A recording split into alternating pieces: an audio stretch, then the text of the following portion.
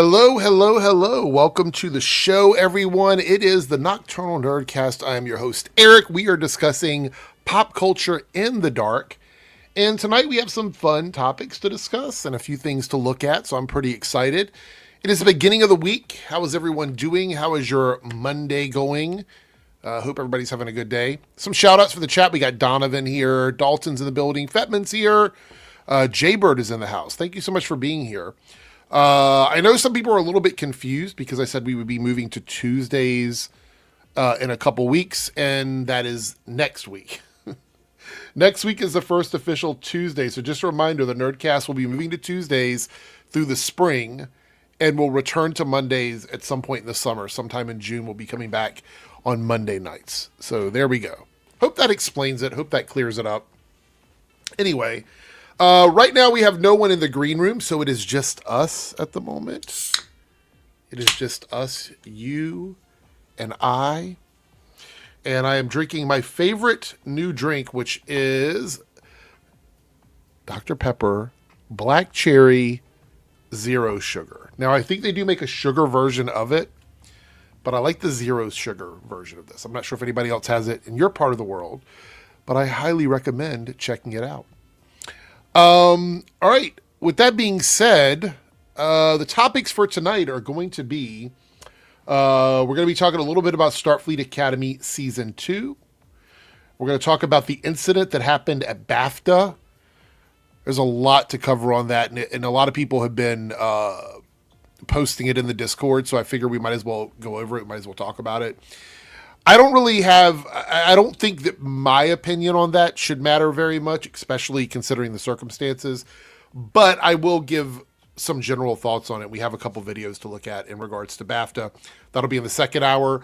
Also in the second hour, we're going to be talking about Deathstroke in the DCU. There's been some online chatter about that, so we're going to get into that and see where everybody stands on that situation. And a few other random things. So there we go. We got Staggervore in the building. Good to see you, Staggervore. And Jose, channel members, thank you so much for being here again, and your continue to support the channel. Chris is here. Good to see you. Superior Nav here says, Dr. Pepper Cherry Zero Sugar. We had it here for a while. Been killing the 12 packs. Well, the thing about this, I am not a canned drinker. I prefer bottles. My cat is jumping down. Hold on. Is he going? I prefer bottles. But this only comes in cans. So that's kind of where we are. Okay, he's heading out. I have to shut the door because otherwise he will jump up and down the whole time we're talking. So let me do that now. All right. There we go. Door is shut. I have a new little bed here. It's a cat bed right here on the edge of the desk because they like to stand here. If you've watched my streams before, you know that they will come up here and get in the way of the camera a lot, which is great for you guys, bad for my microphone. It was covered in cat hair. It was really gross. So I got this little like bed to put on the side of the desk, and they both love it. I can't, they fight over it. And there's a cat tower, like literally right here with 3 big places for them to lay, and they just don't lay there. Literally, they ignore it. It's pretty funny. So the I'm Bored shirt, I see somebody gave a shout out for that. Donovan here. Love your I'm Bored shirt. If you would like to get your own, you can head over to the store. There's going to be a spring sale in the store starting in March. And I'll be uploading new designs. So you'll be able to get the classic I'm Bored shirt or hat, wellness check stuff, the shill shirts. Those are fun. All that's going to be over there. It will be on sale with 3 new designs being put into the store in March. So the store is attached to the channel. You can also find it on, where is it at? The Linktree. If you go to Linktree down there. Yeah, we're going to talk about this as well. We have a bunch of topics. Matter of fact, let me go ahead and do this. I'm going to where's it at here? We'll just go ahead and do this. I'll go ahead and share this to the chat in case anybody's wondering. This didn't go through last time. Let's see. I think it both went through there. Yeah, so the shop is the first link and the coffee is the second link. I will go ahead and pin those. Pin over here. Pin over here. So if anybody wants to do that, you can do it. You can go ahead and do it. Do it. Anyway, Staggervore says, cool shirt to own. Of course, I wouldn't be able to wear it now because I'm not bored. Yeah. Did I hear that Yellow Flash actually does like the Wonder Man series? No, I didn't hear that. I want to explain something. When it comes to all the hate channels out there, I want to make this very clear because I think it's something that needs to be said. Just because they say they like something doesn't mean anything. And I know people are going to be like, oh, you're moving the goalposts. You're changing the goalposts. I'm not, though. Let me explain why it doesn't mean anything. When you make 50 videos a month shitting on Starfleet Academy, and you make one or two off-channel comments or even in a random live stream somewhere, you're like, oh, I love the show. It's really good. And it happens to be like a diverse show or diverse movie or whatever. There is no comparison. That's not a one-to-one thing. I know it has to be said because, I mean, people just don't understand. Those are not comparable. Those are not comparable things. So I think it's funny because did he make a video? Did he put out a video with like, I love a diverse show? Did he put that out and say that? Is that what he did? Because if he didn't do that, then it doesn't really mean much when he says things like that. I'm not saying that to like, to throw something on you, Superior Nav. I'm just saying that he doesn't really care. He doesn't care about that stuff. Not really. Not totally. All right. So let's go ahead. We'll jump into a few things to see if anybody stops in. We're going to start out with, let me see. We'll change the size of the window there so it'll fit better. Is anybody a fan of the TMNT animated Mutant Mayhem movie? It was one of my favorites. It was definitely one of my favorites. So we found out here, Teenage Mutant Ninja Turtles Mutant Mayhem 2 moves up to August 2027. And I thought about this and I'm like, this is animated. Whenever an animated movie gets moved up, I get a little nervous. And the reason why is because we know that animators are already sort of pushed to their limit. So when I see something like this, I wonder, is this ethical? Are they treating the artist well when they're doing this? Let's read through the article and see what it says here. So this is previously going to come out in September, so it's only moving up a month. But it says here, the film was a sequel to 2023's Mutant Mayhem, which had humor and stylish animation and helped gross $181.9 million globally. Adopting a decidedly younger spin towards its teenage heroes, the hugely entertaining and funny film seems destined to reinvigorate the franchise and attract plenty of nostalgic adults as well as young fans. See, it says Jeff Rowe returns to direct the sequel with Kyle Spears and Yashir Kasai co-directing. Seth Rogen produces alongside Evan Goldberg, James Weaver, Josh Fagan, and Ramsey McBean. It is unknown which characters will appear in the sequel, but Rowe did discuss the reasoning behind avoiding killing. Where'd I get killing from? Where'd that come from? Reason behind avoiding key villain Shredder in the first installment. Says Shredder is a big character when he's on screen. He demands a lot of presence. He takes up so much space in the story. So it was too much space in a movie where we've been trying to reintroduce a new generation of turtles and get audiences on board with this iteration. Having them not meet the ultimate villain, but a villain who's more on their level, it really made the story, a lot of story pieces come together. It helped us make the film that we ended up making. All right. Of course, The move comes up as new David Ellison-led Paramount plans to amp up the use of its classic properties. You know what's funny is a lot of the people in the hateful space that seems to love Paramount still has a lot of diverse content, has a lot of diverse media and things that do represent multiple voices. Like this movie is a good example. They came after the original film because of changes that were made to characters, specifically April. I heard so much negativity around April, enough to last me a lifetime when it comes to this movie. You would think that that would mean that the people involved at Paramount that wanted this film to, if they wanted the film to go away, they could just make the film go away. Right? They don't have to pretend. They don't have to pretend. So, I don't know. It's kind of interesting. But yeah, hopefully they're treating the artist well. And that, why does it keep doing that? Stop popping up on my screen. I did see Omega chime in, I think. He said, give me 5 minutes and I'll pop in. Okay, cool.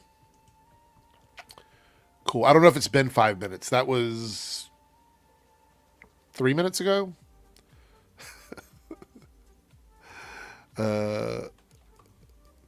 April dating Donatello was a choice. Superior Neff says, this TMNT was awful. You didn't like it? Was it for you? Not really. It was okay. I thought it was a lot of fun. I enjoyed it, but I'm someone who likes the way, like when the visuals are so different for me. Like a good example is Friendly Neighborhood Spider-Man. I know a lot of people didn't really like the way that looked. They said the visuals on that didn't really look good to them.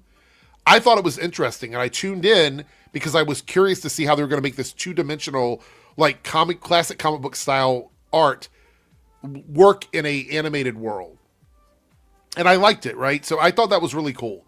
So with this movie, I went in with a similar approach. Like I wanted to see what this movie was going to look like with a different art style. And I was very impressed by it. I was very impressed with it. Let's see here. I guess we can remove this since Omega's going to be jumping in. Take that out.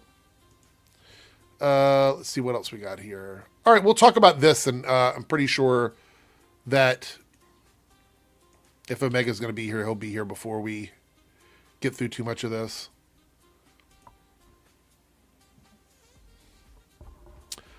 So, Venom animated movie in the works from Final Destination Bloodlines filmmakers.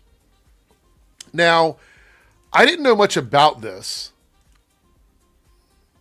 It says Tom Hardy will be involved creatively in the project. I'm going to keep it a buck with you guys. The Venom trilogy was a little weird for me.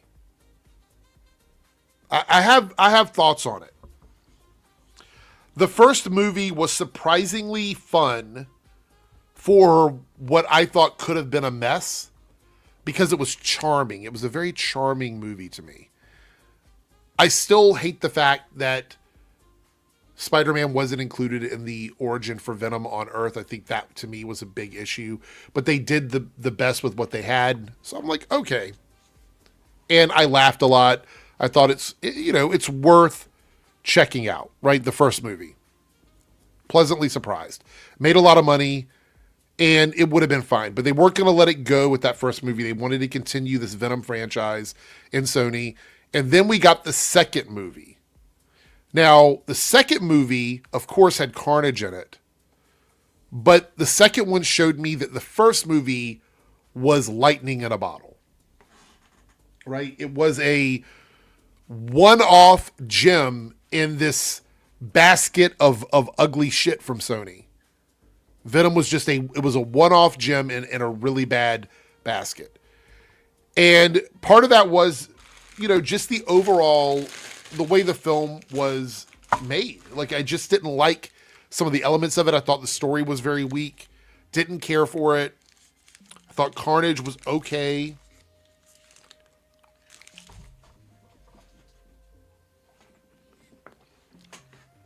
Sorry. I wanted chocolate.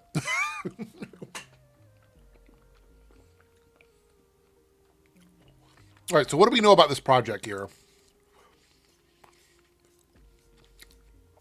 The Final Destination Bloodline directors are going to be directing it, which is Zach Lipowski and Adam Stein. I can't talk. It was caramel and chocolate. Ah! My mouth is like glue.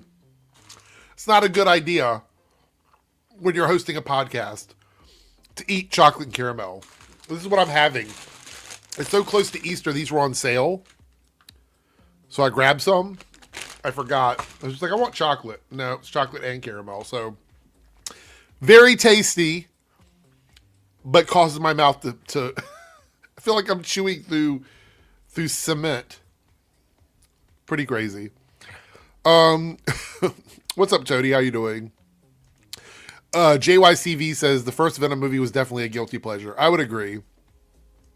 For sure. 100%. I need to get mini eggs, bro. Mini eggs. Yeah, I should. Yeah, these are like the large chocolate candies, I guess. Oh, we have someone in the green room.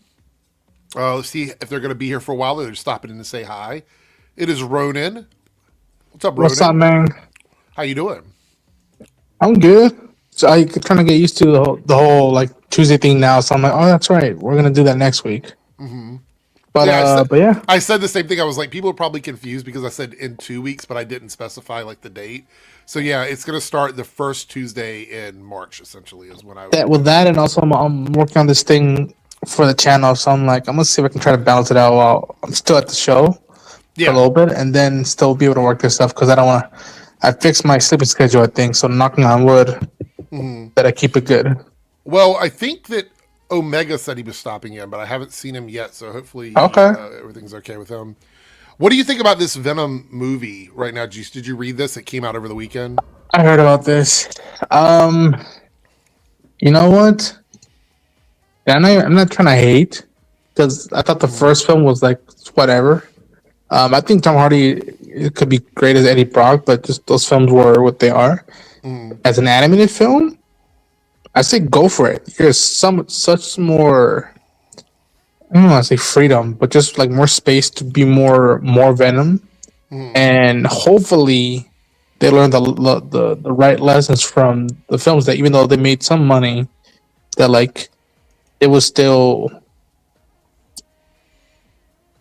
a different iteration than what people wanted out of the pure comic books, in my opinion. But again, I love animation and I believe in it, and I feel like animation has gone way more closer to the source material and the spirit of these characters and worlds more than live action. But then again, once in a while, you never know.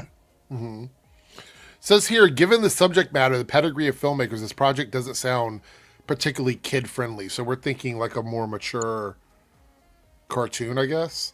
A mature version? I mean, it is Venom, so like... And he started off, I think he was like eating people's brains. So like, it makes sense. I think you could actually get a little more gory in cartoons because you can get more creative with it. Sony Pictures, which controls the rights to Venom through its licensing deal with Marvel's Spider-Man universe, will produce the picture through Sony Pictures Animation. The division scored with previous animated web-spinning adventures such as Spider-Man Into the Spider-Verse, Across the Spider-Verse, and a third film, Spider-Man Beyond the Spider-Verse, is expected to debut in theaters 2027. That's all we really have. They don't know if Tom Hardy is going to be voicing Eddie Brock, though. They don't know. It's not confirmed. He is involved in the project, but how are you involved with it if you're not voice acting? Like, what would he be doing? I mean, really? I mean, is Tom Hardy known for directing anything or writing anything or producing anything? I don't know. Not that I'm aware of now. Just acting. Says critics more or less hated the Venom franchise, but the films were massive hits, collectively earning more than 1.8 billion globally altogether. Though, right? Altogether, that wasn't one movie. The most successful one was still the first one. I don't know. I guess I'm on board with this. I don't really see necessarily a big negative to a Venom animated movie. I mean, it's got to be better than the trilogy was, because I think the trilogy suffered from a lot of ups and downs. So, Silhouette Animator says Tom Hardy offering his likeness. I don't know about that. If you're going to make it look like him but not sound like him, I don't see what the point is. Yeah. I mean, you know. I don't know. I like, again, if they have a take and it's closer, more faithful to what the character is, and I like the character. I don't love the character. Right. It's like, don't try the same things you did in live action. Do different. Do it with animation. Well, you have a brand new world. Like, you can do anything you want, really. And I kind of, in some regards, I pity them a tiny bit, because I'm like, well, when it comes to animation, specifically the Spider-Man corner of all Marvel, the Spider-Verse is right there, and that's the gold standard. So, like... Right. Yeah. We do have another person in the green room. We have Darren coming in. Hello. Oh my god. By the way, I feel like I haven't seen you in months. I was going to say, I don't think the two of you have been on. It's been a while, my friend. Yeah. Darren, any thoughts on a mature, like possibly R-rated Venom animated movie with Tom Hardy? Sounds great. I'm in. I mean, I think people are really taking that Tom Hardy thing out of context a little bit. Everyone's like, Tom Hardy's back at Venom. I think he's probably just a producer. I think he's probably more of a... That's literally what I just said a minute ago to Roy. I was like, is he like a producer? Or is he directed anything? Yeah. I think if he was like returning, I think they would have said reprising his role. Starring Tom Hardy, essentially. Yes, that's not what they said. So I think he just loves the character. He's probably like, yeah, I want to be involved with whatever you're doing next. But sounds incredible. Like, it kind of sounds like what people wanted the first time around. Mm-hmm. My only concern is I do not want to saturate the market with Venom, though.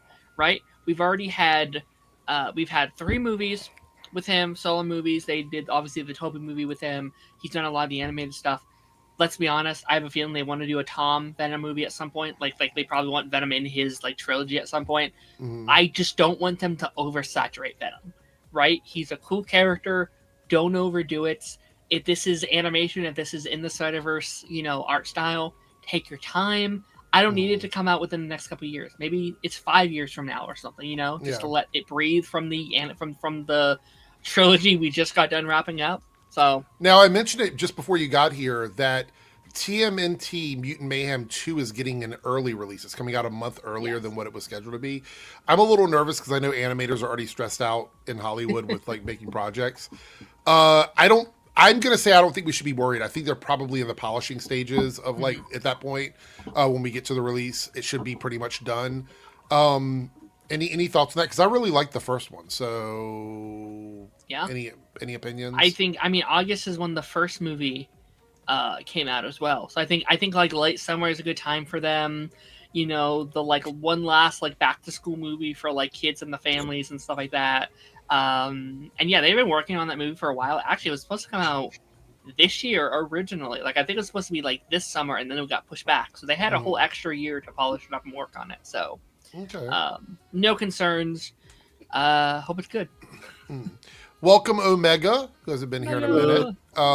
Any thoughts on the Venom animated movie coming out? With I hope it's good. I mean, is there Spider-Man in it? No. I don't care. I mean, good.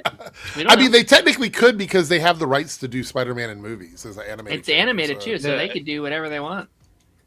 They can, but will they? I think Venom is like the one Spider-Man villain that I'm like, you could do it, right? You can do it without Spider-Man. If there's any Spider-Man villain that, he would be the one, but still, it's like, I prefer Spider-Man was there. Like, I think actually it'd be really cool to do a Venom versus Spider-Man movie from the POV of Venom. Like, that would be really cool. Yeah, that'd be just this like, I need a host or I'm going to die. Like, I think that would actually be really cool. Like, especially if it's like rated R. Like, they could go deep with it. Like, it could be really cool.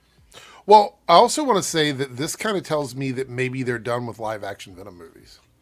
Oh yeah, I think they're So now. Maybe they're doing the animated Venom stuff on their end because they want to use live action Venom in the MCU. I wonder if that's what's going to happen. So, All right, so before we move into the next topic, I do want to remind people we are about half an hour in, and we have not had any super chats, which isn't a big deal. But I do want to point out that I'm excited about this goal, and I would really like to reach it specifically because it is for Black History Month. So this was Serenity suggested this. Serenity suggested this, and so. On Thursday, we will be doing whatever wins this poll because it is the end of February. So I want to make sure that I get that in before the end of the month. And it was a great idea. So thank you. Shout out to Serenity for suggesting this. So these are all based on Black or / POC characters. And what this is every one of these rankings or favorites or list or whatever is based on people of color. So it is top 3 favorite Black / POC superheroes. That's the first choice. Second is top 3 favorite live actions film / shows that feature prominently Black characters. So it can be a complete thing like Black Panther, or it could be something where there's a Black lead actor or actress in it. It doesn't have to be an all Black cast, but shout out if you want to do that as well. Top 3 favorite animated shows and films that feature Black / POC characters. And the last category is top 3 favorite Black / POC actors and actresses. So all of those are great categories. I'd like to do one of those on Thursday. So if we reach the goal, we will be doing one of those. So there we go. I chose top 3 favorite superheroes, but I was like, now I'm thinking I probably should have chose live film TV shows because I have some out there answers. Not out there answers, some pretty niche answers. Well, it looks like you're on the side of most people, though. It seems like the top 3 favorite superheroes is the one that's winning by a lot. I chose that one. Now I'm like, maybe I should have chose the other one, but oh well. Yeah, Staggervore. That was the thing is when I was doing the list, looking at the dates, I was like, oh shit, we have like 1 week left to get this done. And Serenity definitely reminded me to put it together. So that's in the Reloaded chat. In the Debunks chat, if we reach the goal, you'll get a bonus solo stream next week because there is no Shillcast this Wednesday. There's no Shillcast, which is the shared podcast I do with several channels. We're not doing one this week. I will be doing a solo stream on Wednesday on the Debunks channel. And if you would like to do another one the following Wednesday, then we need to hit the super chat goal over there. And that's 5 super chats. So there we go. All right. With that being said, we got a couple super chats. So Silhouette Animator here with the $1.99 super chat and a channel member. Thank you so much. Null as the main baddie. Would we want Null in the first Venom movie as the main villain or no? That'd be interesting. I don't know much about the character outside of just like people were really pushing for him. Well, he's like the source of all the symbiotes. Essentially, Yeah. He's like the person that created them. He was So- like, Didn't we tease him in the last movie? Yep. And then we're never, yeah. we'll God never see damn it. We'll never see it. Yeah. What if Basically, we do, Null was like this entity before the universe even began. So it's like it's maybe Before the All-Spark. what if it's another multiverse movie? Like what if it's like Venom across the Venomverse? You know what? That would be half bad. They should have just made Null the villain in the third movie. I don't know why they didn't do that. It just didn't make a lot of Because sense. marketing. To me, so I mean, guess. like, wasn't the plan like the original plan? It was supposed to be like, well, we were setting him up for Brand New Day, and then Venom was supposed to be involved in that movie or whatever, and then It was a cock tease, dude. Like, they literally showed up in their own, like, post-credit scenes. It's like, oh, they crossed universes in the background, but because of legal reasons, we couldn't do it, so that's all.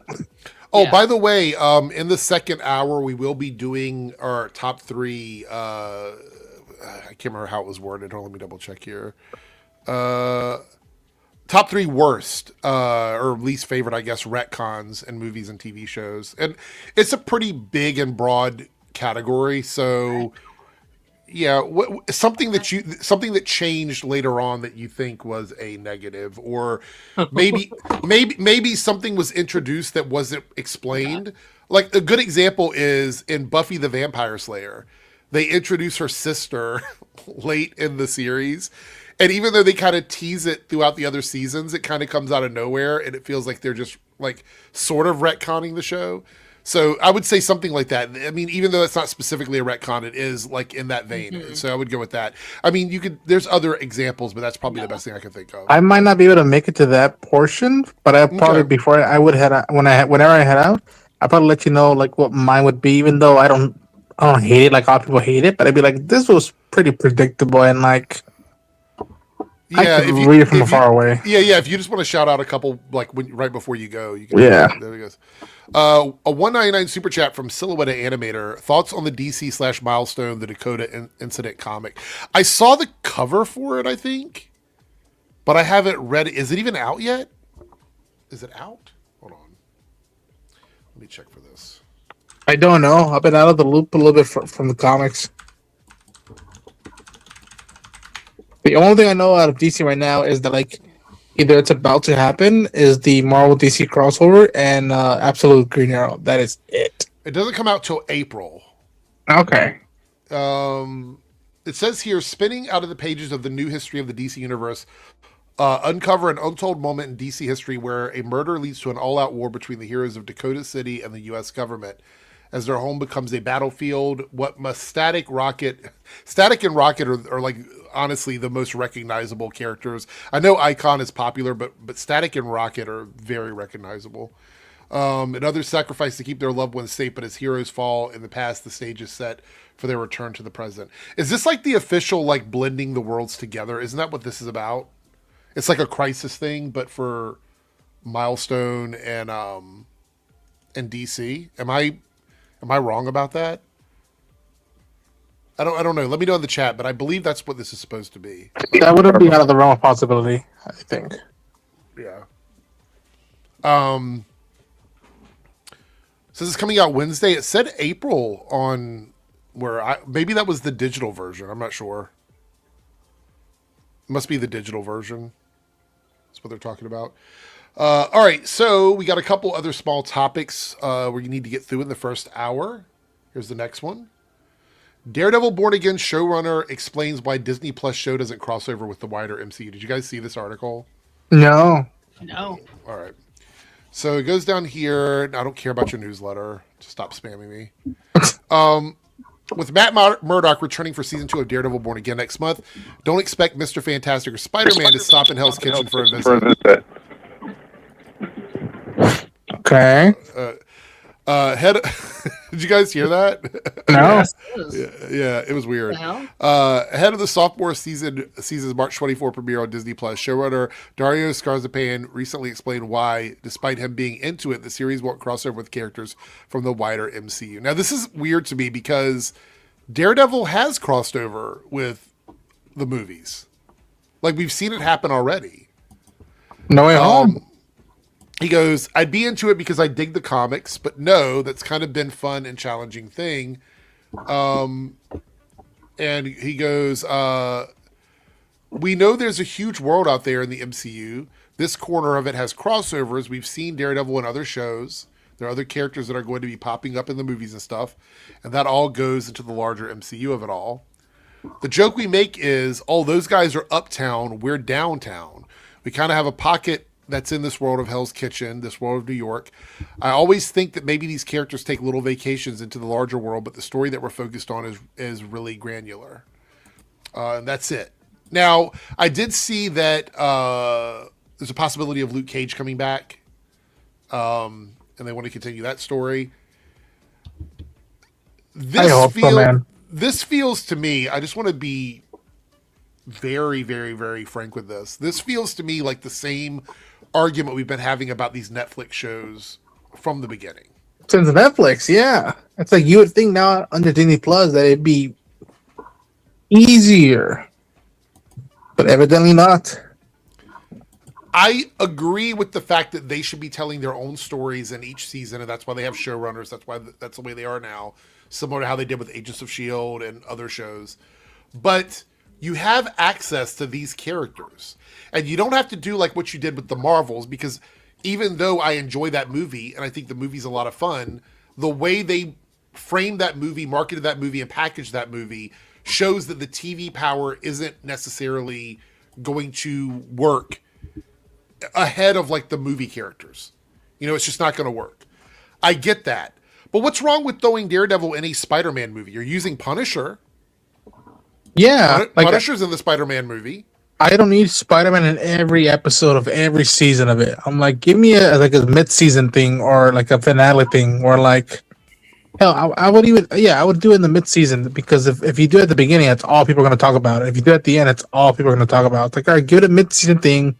It's not marketed. It's like, it's a random thing that, like, if you're watching the show, here's their little reward. Or hell, you don't even need him interacting with Matt. Just showing Tom Holland like footage on a TV that Matt's watching. It's like, all right, there, boom, that's enough. And it's like, all right, that's the acknowledgement of like not making it feel like it's still a taboo thing where you have to use code to reference it. It's like, come on now. I mean,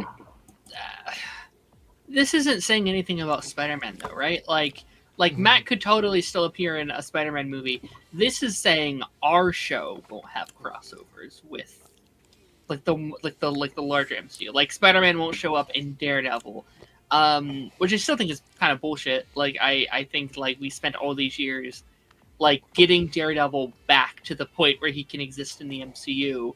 I do want him to be interacting with like, you know, like my favorite episode, or I guess not my favorite, but like one of my favorite things of the last season, I loved seeing like Kamala's dad interact with Daredevil. Like that was such a fun thing I wasn't expecting. I'd love like a Miss Marvel Daredevil crossover episode. I want to see Kate Bishop coming back in here and kicking, you know, Kingpin's ass. And I hope this is just like a little bit of a misdirect, because I do think season 3 is going to be, I thought at least was going to be like kind of more of a crossovery kind of season, or like maybe not crossovery, but like I think that's where we're bringing in like Luke Cage and Jessica Jones, and we're bringing back Elektra, I feel like, and I'm hoping Echo, you know, like can Echo appear? She's not part of she's part of the larger MCU, you know. So I hope this is just them trying to like throw us off the case, maybe of just being like, guys, they're never appearing. We're just doing our thing, and then bam, we get, holy shit, it's Miss Marvel or something crazy. I don't know, you know. Yeah. We'll see though. Anybody else have thoughts on this? I will say, I was going to say, do we think it's difficult because of Spider-Man's shared ownership in the movies? Is that the problem? That's my guess.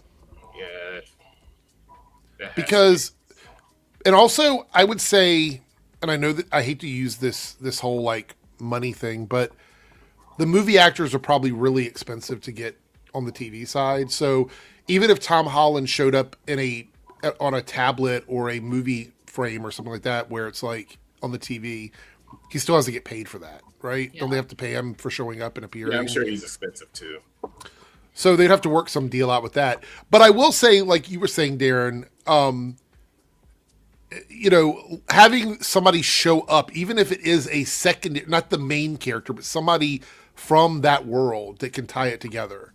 Yeah. It feels really good. Like you talked about Ms. Marvel and her dad showing up. We got that connection without her being there. So now we know, hey, these characters, there's a 6 degrees of separation situation with them, you know? Can you pull up Anthony's comment, like latest comment, just really quickly? Because the echo of it all is where I'm kind of calling bullshit a little bit, because I don't know if you guys talked about this on the show, but the actress who plays Echo recently went onto Instagram and said, "I'm coming back for something." Like she teased her MCU return. She said something's happening soon. What's currently about to be filming? Daredevil season 3. Yes. So I think I maybe in like a large capacity, like I don't think Sam Wilson is going to show up in Daredevil season 3, right? Like the big guns, obviously not. But I don't think that they would be against like, you know, again, a Kate Bishop showing up, or again like an Echo showing up. Like I think it's probably just about time and resources and about what they can get. Like I doubt there's a rule like we're never bringing these characters in. Would you want an X-Men character in Daredevil? Not right now. I don't think it'd make a lot of sense right now, but maybe. Yeah, who exactly though? I'm struggling to think of who. We could have Joypad Jake in there for sure. Like he could come in. My least favorite X-Men right there. Oh wow. Wow. I That's used to mid tier, but damn. that's fine. Hey, you know what, Omega? I'm still better than a lot of those shitty Fox X-Men. Yeah. That's why I said mid tier. I don't know.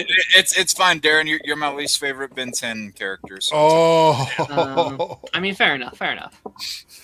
I do want to say also that I to not be completely negative on that, I do like the idea that the shows are being treated as their own thing instead of now just an accessory to movies, because that's one of the biggest issues I had with it.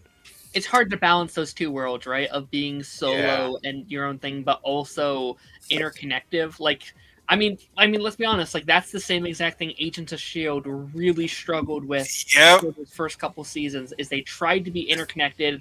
They did not work with them, so they said, "Hey, we're just going to do our own thing and tell our own stories." Yeah, I remember as soon as they tried doing that, that's when the ratings of the episodes hit an all-time low. Was when they tried connecting to things like Winter Soldier and Dark World. It just didn't work. I mean, yeah, it's just it's because everything with the MCU is so convoluted nowadays. If they kind of at least made like little nods or kind of like, little references here and there, cool. But yeah, as much as I wanted to be interconnected, it's probably too much for the writers to keep all of that in line. And if they get one thing wrong, of course, the internet's going to be down their throats. You should have one person whose job, their only job in the world, is just to watch all the other shit, and then whenever somebody goes to bring a character in and say, all right, you can do this, this, this. These are the things you can't do. Have fun with the rest. Just mediate over all the connections. I volunteer as tribute. I was going to say, I can do that. To watch Marvel movies all day? That'd be great. I can do that. Shit. That'd be awesome. I do it for free. Yeah, hell yeah. Yeah, I mean, do it pay for free me, enough but yeah. anyway. You'll freaking pay me. We do it anyway, yeah. Come on, Marvel. I do think that giving them a showrunner is kind of them going, hey, Kevin Feige was stretched too thin trying to watch over all these projects. And that's why they had some issues with quality. We don't want another 2022. The TV show, like, it's like there's foundational work the way to go about it. It's like, I don't know, it's weird. It's so funny, and like me and Eric have talked about this a lot, but it's so funny that their like solution to making TV shows is just doing what TV has done from literally the very like your solution is the bare minimum of what you should have been doing to begin with. Like congratulations, you finally got it. You finally caught up with the rest of the party. It's so funny. Is this the first show to fully do it though? Like, is season 2 the first like official showrunner we're getting for like one of these shows? I think so. Because I think Wonder Man was kind of like the last of the like. Yeah, Ironheart also was filmed with the old style as well. Ironheart was also done with the old style. Daredevil was done with a team, so. Yeah, I mean, X-Men '97 technically, but even that's a little asterisk. Yeah, I mean, I meant more like live action, like MCU. Sorry, Darren, not everything can be live action. Kidding. I don't remember. Does Vision Quest have a showrunner? I think they do, don't they? I don't know. Okay. Either way, I'm excited for them to switch gears and have showrunners again. Sorry, I just don't know if I can like get hyped for that show. I mean, I'll probably watch it when it comes out, but I mean, I stopped caring about Vision a long time ago. Oh man, I've been intrigued, man. I've been waiting for that fool. I'm like, where the fuck did he go? Like, I was like, I'm interested, very interested, but it's like it's been so long. It's like, are y'all doing it or what?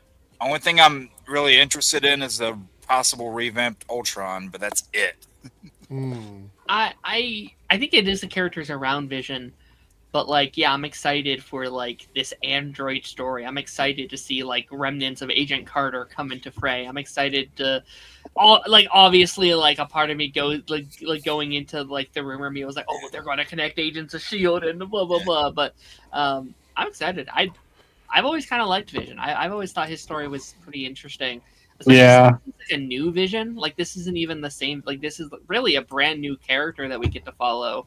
And to see. Although, I will say, it's been too damn long. Like, it's been, 6 years since WandaVision? 5 years? Oh, gosh.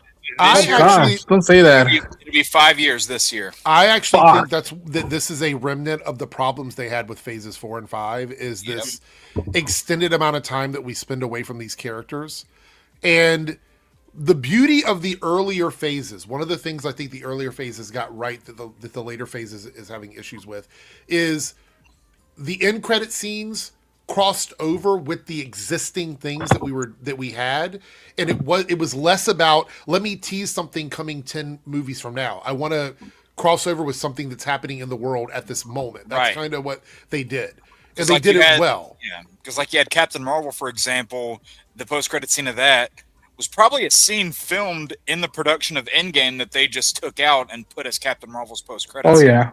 yeah. And to go with like what Darren was saying, I hope Vision gets the Loki treatment in terms of like Vision and Loki both had their arcs in the movies, and then Loki got a new version to go on a different yet similar arc in the show, and I hope they give that opportunity to Vision now that it's an alternative version.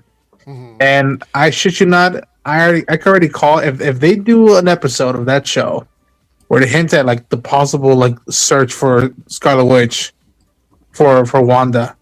Like I shit you not, I already could see them title the episode, do androids dream of Scarlet Witches or whatever. Yeah. And I'd be like, ooh, I like that. That's a good little nod. I also want to say I think that if you look at the What If, I believe it's season 3 with the Vision episode. I think that the writers, it even happened in Infinity War. Okay, Vision is so incredibly powerful. It is really hard to write stories around him because his level, his access to certain abilities makes him somewhat unbeatable by most characters. Yeah. Yes. If you think about it, we talk about how powerful Thor. Sorry, Jake, you're really low again. Every time I'm on here. Isn't he? Is he low to everybody else? Yeah. Yeah, he went low. Yeah. Now, Okay. Yeah, now it's normal. every time I'm on here, nowhere else. It's just here. Swear to God. So, if you think about it, we talk about like the top most powerful characters in the MCU that we have right now that are not god tier, but they're extremely powerful. You have like Captain Marvel. You have Icarus, who could still be alive technically, I guess. Thor, who is considered a god, but we know that's all just how they name their characters or gods. But you have Thor, and then you have characters like Scarlet Witch, that's almost a god tier character, right? But you look at Vision. Vision could fight all of those characters. Yeah. Vision could fight every single one of them. And, Oh yeah. And do it with very little stress whatsoever. So in Infinity War, they had to actually hurt him at the beginning, so that he would be hard to use or fight or do any of those things throughout the majority of that movie. And then Scarlet Witch was a puppy guard for him, which is why she wasn't out on the field for so long. They even questioned it in the movie. Fucking. Okoye is like, why was she up there the whole time? Right, like why was she up there? And if you look at the What If, even if you don't like that series, if you look at the episode of What If where he was the arm of authority in the episode that he was in, you'll see why he was so unstoppable. He can turn intangible. Like, you can't even touch him. No one can like he's not a human. You can't fuck with his mind because he's not a human. He also wielded Mjolnir. Yeah. He can hold the Infinity Stones without worrying about getting killed from using them. There's a million things that he can do that other people can't. Yeah. He's really fucking powerful. I don't think they've ever really said like how the properties of those stones work. Like how someone can survive holding one stone versus another, or what character can survive holding one versus another. Because we saw, when you take someone like the Guardians, who obviously struggle to all hold the Power Stone together, but then you have somebody like Clint Barton, who is able to hold the Soul Stone in almost his bare hand. So I feel like each stone kind of has different properties. Donovan, it's not a cop-out. Let me explain to you what I mean when I talk about writers who have trouble writing this kind of stuff. It's not that it is impossible. It just takes a really good writer to make a script work around a character that is so extremely powerful that it makes them almost a god. Yeah, You have to be very, very careful about how you write it. Some of the best Superman stories, if you look at Superman and Lois, some of the best Superman stories are based around the humanity of those characters. Vision doesn't really have humanity because he's not a human, so it makes it difficult to write that stuff around him as a character. If you look at Superman and Lois, one of the toughest things Superman had to deal with was Lois having cancer because he literally couldn't do anything about it. And that takes away that level of godliness from these characters. That's what I mean. I'm saying you just have to be a really good writer to write those kinds of stories. Yeah, when you take those powerful characters and put them up against something that, despite all their power, they're powerless against, that's when you have good stories. Yeah. And a lot of writers can't do it. Sorry, go ahead, Darren. And I also think it's going to help, like, I think Vision Quest has the opportunity to tell a really interesting story about a character who doesn't know who he is, right? Like, this isn't the Vision we've been following since day one. This is a Vision who was born out of nothing, who doesn't know who he is or who the ones he loves is or who feels betrayed. Now, in fairness, that was, again, 5 years ago. I don't know what the fuck he's been up to over these 5 years or whatever it is, unless it's a prequel. But then, like, I think there's an opportunity there, like, with the return of Vision, this character who doesn't know who they are, who's lost their way, it's like, wait, you're my father? Like Ultron, like, is, right? His father, if you will. So I think there's I think there's an opportunity there to tell a really interesting story about, like, what makes you you. Is it the people that created you, or is it the people around? I don't know. I feel like there's an opportunity. Choices you make, I think there's a cool opportunity here. I wonder, and I haven't finished the run. I should finish it, but I remember reading the first issue. I wonder if they're going to adapt some of Tom King's Vision run, where, like, at a certain point, he has a family, and it's the robot family, and they're in the white picket fence, neighborhood. And then what happens if, like, Grandpa Ultron shows up, and it's like, what does that mean? It's like, that'd be an intriguing thing if they do that. And I love that, dude. I haven't seen shit leaked at all. It's been so hush hush that I'm like, I wonder when the first teaser comes out, if it's gonna, like, set off alarms going off, like, yo, is this what they've been cooking this whole time? Would that be your vision for the show, Ronan? And I'm excited, though, is because I think there's a very, very, very high chance that Billy and Tommy show up, right? Are we building to Young Avengers stuff? Like, I think that's another reason to kind of get... Somebody take a shot. Darren said Young Avengers. Young Avengers, quotations, there's no way in hell they're called that, but, same idea. I need my dude to have a vision and be like, my wife is still out there. I gotta go get her. And, like, that's another big thing. Yeah, maybe I just thought about this. Maybe somebody like Matt Murdock could have helped out Wanda after the whole Vision thing. Because think about it, they both dress in red. They both lost their vision. You can see the differences, and similarities, right? Oh God! All right. So I do want to address. We're coming into the second hour here. We'll be getting to the major topics, but I do want to. We got two small things I want to cover, but I do want to address this from Zana Cross here. I still don't like that season. Lois not wanting to take advantage, advanced tech to not cheat was such a cop out. I didn't like it, but let me tell you why I didn't like it. That's not cheating, though, because they flat out say that technology could kill her. They don't know it's safe. They were saying that if it did, that would be keeping it from the world would be a mistake. That was the issue that they had with it afterwards. Yeah. But I will say this. I had an issue with her decisions on this because I didn't want her to die.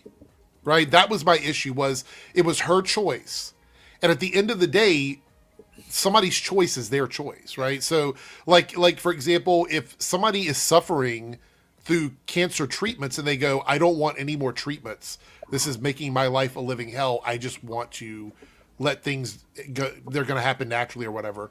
You have to respect them for doing that. You can't be like, no, you are going to take these treatments whether you want to or not. Like, you have to respect that. So as much as I hated the fact that she wouldn't do it, it was less because it was a cop-out or anything like that. And I had to think about it realistically. To me, it was the fact that she was making a decision that was her decision. Like, when somebody's suffering from a terminal illness, you have to let them make their own decisions. So I know it sucks, but you do. But I mean, it felt real. That's the thing. Like, you were frustrated because it was compelling. Hit home. like the push and pull felt real. And I'm trying not to spoil for Ronan because I want him to feel all that stuff for himself when he gets there. Yeah. That you make again, if you put these powerful characters against a situation that they just can't punch their way out of. That's how you make good writing. Yeah, like, that's why for Superman, that's why his father's heart attack in the '78 movie works so well. And we're gonna move on to the other subjects, but I do want to say that people online have been giving me a lot of shit because I posted Tyler Hoechlin as my favorite Superman. I just stand by that comment. Like it's mine too. Like I think the right answer. Yeah, I think he is the most. He is the most. Let me put it this way: even with nostalgia in mind here, to me, he exemplifies the most values that I associate with Superman from the comic books. That's why I find it to be my favorite Superman. I think he just has all those values. He has the hope that you would see in Christopher Reeve. He has the power you would see from Henry Cavill. He has the longevity in his career that you would see from Tom Welling. He loves diversity like Dean Cain. It's all great stuff. So. You know what? That show did something that live action media hadn't done before. They made him a dad. And that's true. Yeah. That's the other thing I love about it is for the first time, I felt a connection to him as a character because he was an older Superman. So a lot of the things he was dealing with in his life were things that I'm like, oh, I get it. Finances, relationship issues, things like that. Those are all things, family, dealing with kids. All these are things that are relatable to me. Like a lot of Supermen out there are either year 1, year 2, or they're still relatively young. We even have it with My Adventures with Superman, where we have a brand new, younger Superman. Tyler Hoechlin was portraying a Superman that we've never seen before. And also he and Lois, like they actually felt like a real couple that would have lasted like the 25 years or however long that they did last. Like they have misgivings, they have issues, they have their ups and downs, but they talk it out. They don't, make each other feel bad about something every episode. There's not a new piece of drama every episode. This is not a hot take to me at all. Like, if you're asking me which stories are better, like obviously I think Superman and Lois are better stories than Man of Steel, and I love Man of Steel. I think he means the Clark and Lois of both of those, but even still, I don't think it's a hot take either. Yeah, I don't either. For people who have actually watched the show, it's not a hot take. It's just... Well, Xana, that was the thing, is that was intentional because they wanted to court different ages of demographics. They wanted that younger CW audience to watch it, so they had to have the kids stuff in it. But then they also wanted something for adults to enjoy as well. So I think they did a good balance of both of those things. So those are also like some of the best kid characters that I've seen in superhero media in a while. I would agree. All right. All right, so we got a couple small things. We're going to do a little speed run, bit of news before we get to our next topics, because we are on the second hour, and I want to get into our main topics. But here's the first one. Starfleet Academy Season 2 is wrapped. For all the haters that thought the show is getting canceled, Season 2 is done filming. It looks like Star Trek Starfleet Academy Season 2 is almost wrapped. So far, a few cast members have announced they've completed the last day of on-set filming. Cast members Karis and Gina have confirmed they are done. And we knew the season was already filming, so all the people out there screaming and hollering about this, saying it was going to be canceled. They didn't spend a bunch of money to film Season 2 if the executives did not like Season 1. And I know people don't like that reality, the ones that hate the show, but that is the reality. When the executives watched the first season, they liked it, they went ahead and greenlit the second season, and so the second season is done. As someone who's actively watching the show, I'm excited to see what happens next. Usually, because I was thinking about this for a while now, because I actually follow the guy who plays Jaden on Instagram and TikTok and all that. Yeah. Because I was just thinking, it's like, now for, how can I put this? For the first episodes, like pilot episodes, I usually give that kind of a pass. So pretty much from like Season 2 on to 7, for me, it's about 50-50. Right. Some episodes I think were meh, fine, they're all right, not for me. And then, episodes 3, 4, 5, and 6 were amazing. Love those episodes. 2 and the rest of them, man, it because some people were saying like, oh, this is just 90210 but in space, so this is kind of teen drama. It kind of is. I mean, you're going to have that when you have a bunch of basically college age students and college age people, yeah, it's going to be that way sometimes. But it did also have some episodes where it's like, okay, yeah, this is just Star Trek, but in nowadays. I also want to point out it's not Next Generation, it's not DS9, it's its own thing. If you yeah, but go else. Just rewatch those old episodes. I have actually talked about I've talked about it in great detail. The show is not supposed to be like other Star Trek shows. That's the whole point of the series. So yeah, because also I was just on TikTok, Instagram, I was listening to some of the interviews with some of the other cast members. A lot of them are actually much younger than us. And some of them were saying, like, yeah, I never got into Trek because it's just kind of was an old show. And I was like, that's the exact same way I feel about the original series. I never got into the original series. Exactly. People that watched Next Generation didn't really care for the original series. Yeah. And people that watched stuff like Enterprise may not have watched Next Generation. So there is a generational jump with each 10 to 15 years. Yeah, because I remember when I actually got into the show because my mom was watching it, and it was a Next Generation episode. Don't remember which one. I was looking at that. I was like, "Oh, this is that." Oh, for one, I saw Brent Spiner up there. Oh, it's the guy from Night Court. What is this? I was like 8 years old. I was like, "What is this?" Oh, this is Star Trek. Oh, Star Trek. Oh, because I'm thinking it's like the original series. Not for me. Right. It's too campy and too corny for me. But she made me lay down on the couch with her and watch it. Mm. The next day I had to ask her, okay, what's that Star Trek show coming back? Jake, you had your hand raised as well. I just wanted to bring up something. We were, just a small thing. We were talking about Superman and Lois earlier. The pilot premiered 5 years ago today. Oh, wow. Yeah. That's pretty cool. I just saw that go across my Facebook there, and you're muted. It's pretty crazy that it's been that long. Crazy. 5 years. I will say this: if anybody's been sitting around waiting for a time to watch a show, or you're bored and you're in like a lull, watch Superman and Lois. You will not be disappointed. You will not be disappointed. I like Star Wars. I like Turtles. All right. Next subject before we jump into our main one is AMC Entertainment shares tumble to new low on 10% drop in attendance during fourth quarter. So I blame Nicole Kidman. I'm kidding. I'm kidding. I'm going to use Just Read here, so cut out the ads. I don't care. Shares in top exhibitor AMC Entertainment tumbled 3% to a multi-year low of 1.16 on Monday after the company reported a 10% drop in attendance during the October to December quarter. Total revenue slipped a fraction to $1.288 billion in the period ended December 31, while net losses per share eased 25 cents for 35 cents in the year to quarter. Top to bottom line numbers exceeded Wall Street's analysis consensus expectations, meaning that even though this happened, it was something that they had not expected. This exceeded. Attendance in the quarter totaled a bit more than 56.3 million. For full year, it fell 2% to 219.4 million. Let's see. On a full year bias, North American box office revenue for the full year of 2025 inched up 1.5% over 2025. So you have to read to the bottom of these articles because the headlines are usually sensational. So the box office was actually up 1.5% over 2024. AMC revenue climbed 5%, even though there was let's scroll back up here, a 10% attendance drop. But if you look down here, their money went up.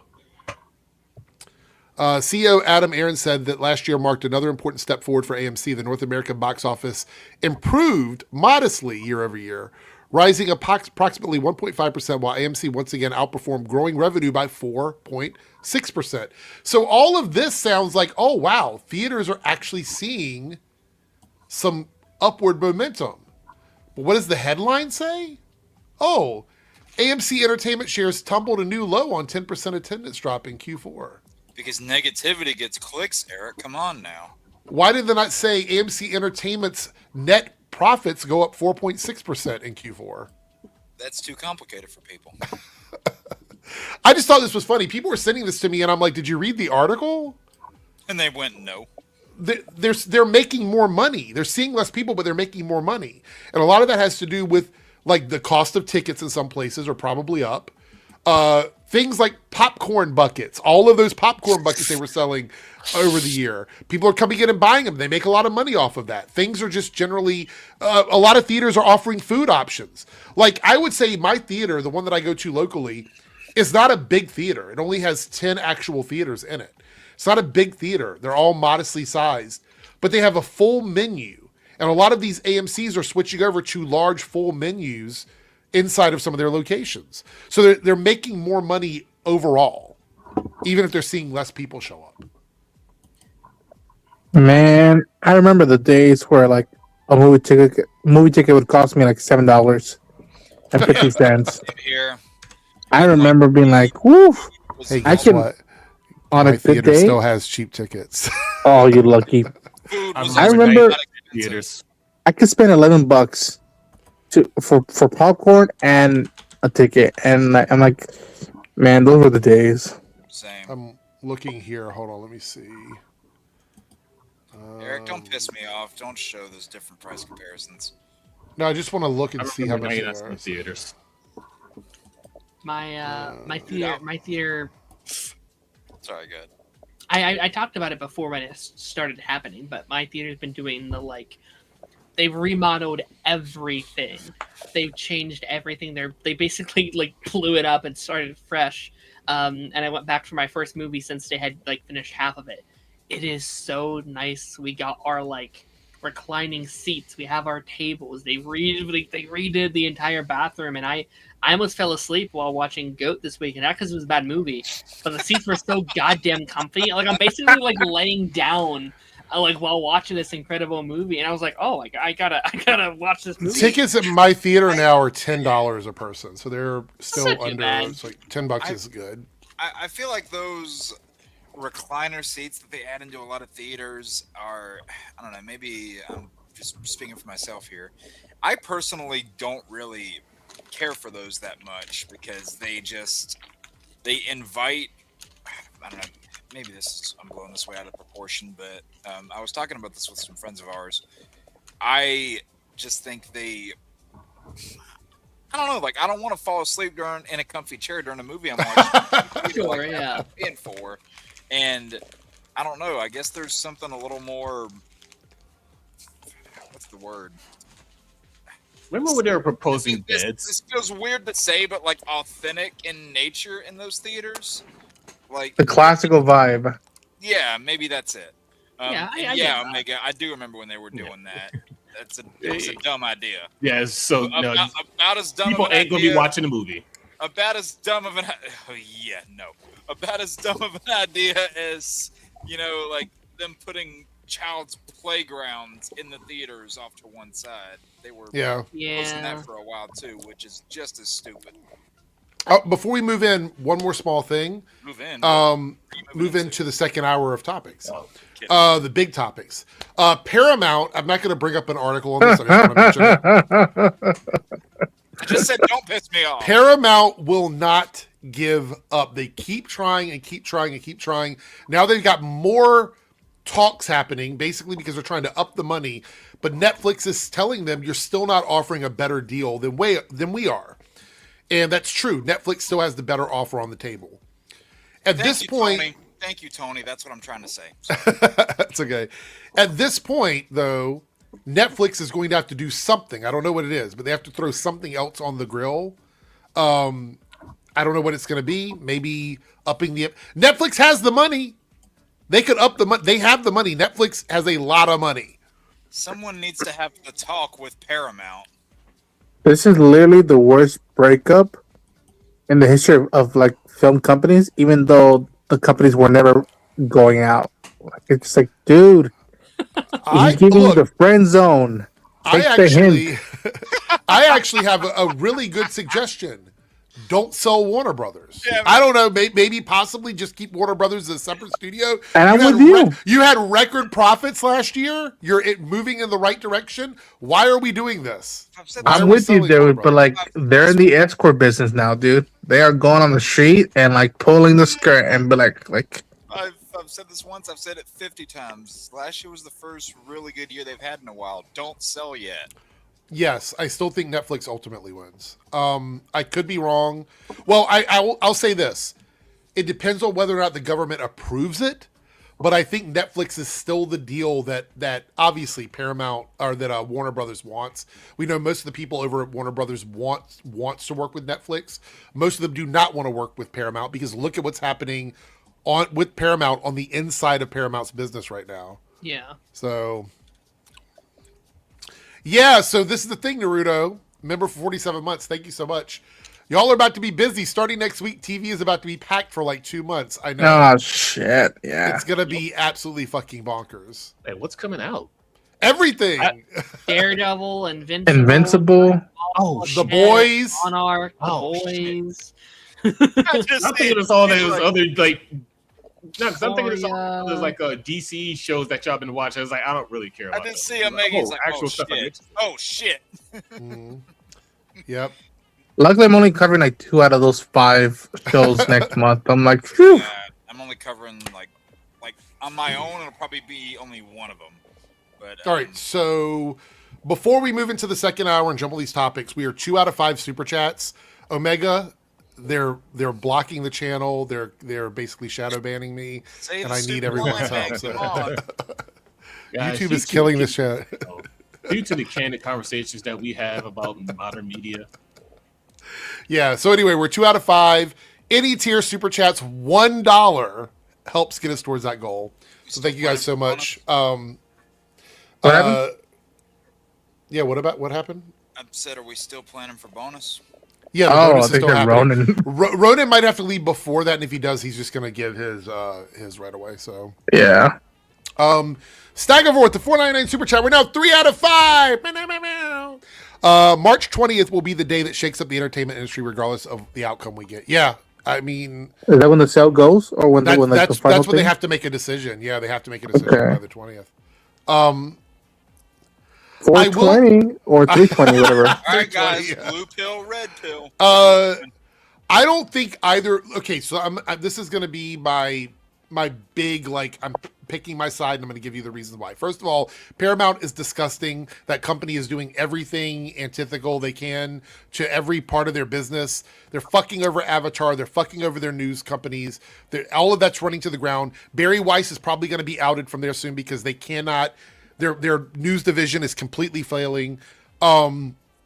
Just every problem under the sun. Netflix would not be my first choice for any sale outside of Paramount, except it is those two. It's Paramount and Netflix. So I'm picking Netflix because Ted Sarandos is committing on record multiple times a 45-day window for their theatrical releases. 45-day window. I don't give a fuck about any of the other shit. If you're going to give movies a 45-day window, I am in on it. Plus, this is the other part. Paramount already has a bunch of IPs, which means when they put movies out under WB, they're going to be up against Paramount movies. Netflix does not have a theatrical division yet. So and somehow like Netflix is the more like respectable company in all of this in a weird way. Like and this day and age, more people know the word Netflix than they know the word Paramount, which is crazy because Paramount has been around way longer than Netflix. Yep. But everyone knows what Netflix is. Like everyone uses Netflix on the daily basis. I don't know a single soul outside of a few have Paramount Plus. Who I the mean, fuck has Paramount even Plus? Omega, who loves Sure. Star Trek, doesn't have Paramount Plus.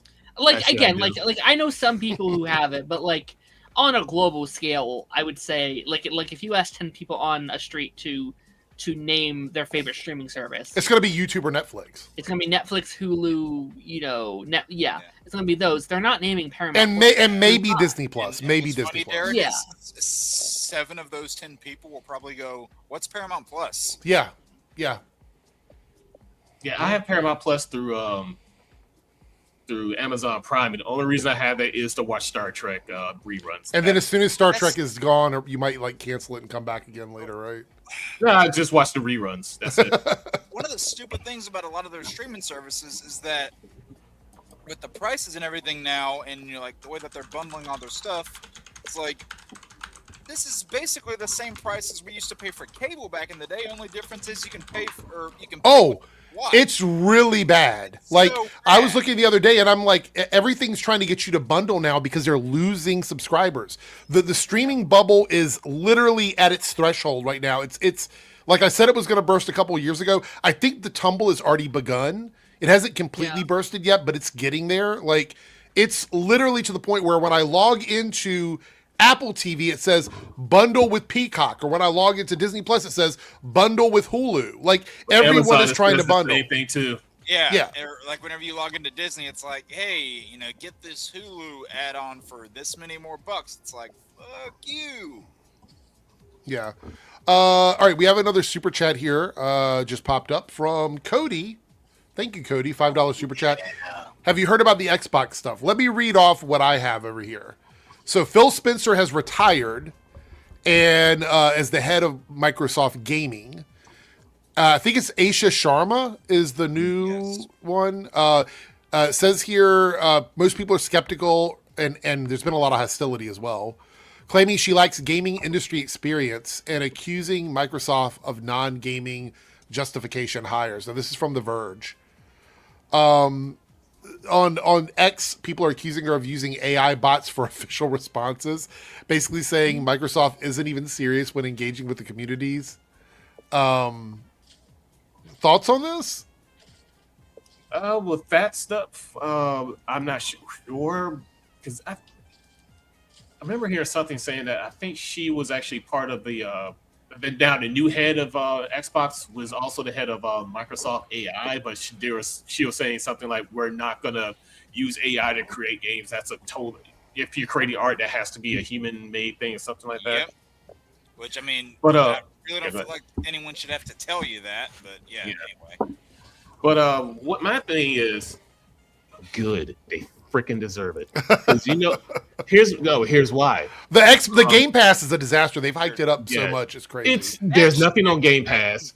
What else I was about to say? Well, for one thing, the original Xbox was supposed to be the second Dreamcast, but they screwed over Sega with the licensing or something. Because even it was, I think, it was one of the old Sega developers who made one of the older games was basically saying like, our lawyers were confused on what happened.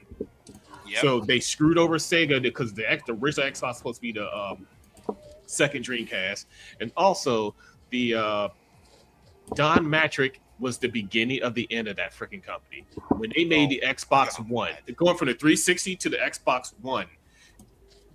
How they had the whole TV sports press conference, that was the beginning of the end. And out of those 3 generations of Xbox, didn't the Xbox One have the worst sales? I think it did. Because how you go Xbox 360, you think they'll go like 720 or maybe go with the whole circle thing because you have it right there. No, Xbox One. So you're going back to the first Xbox. No, it's stupid. It's freaking stupid.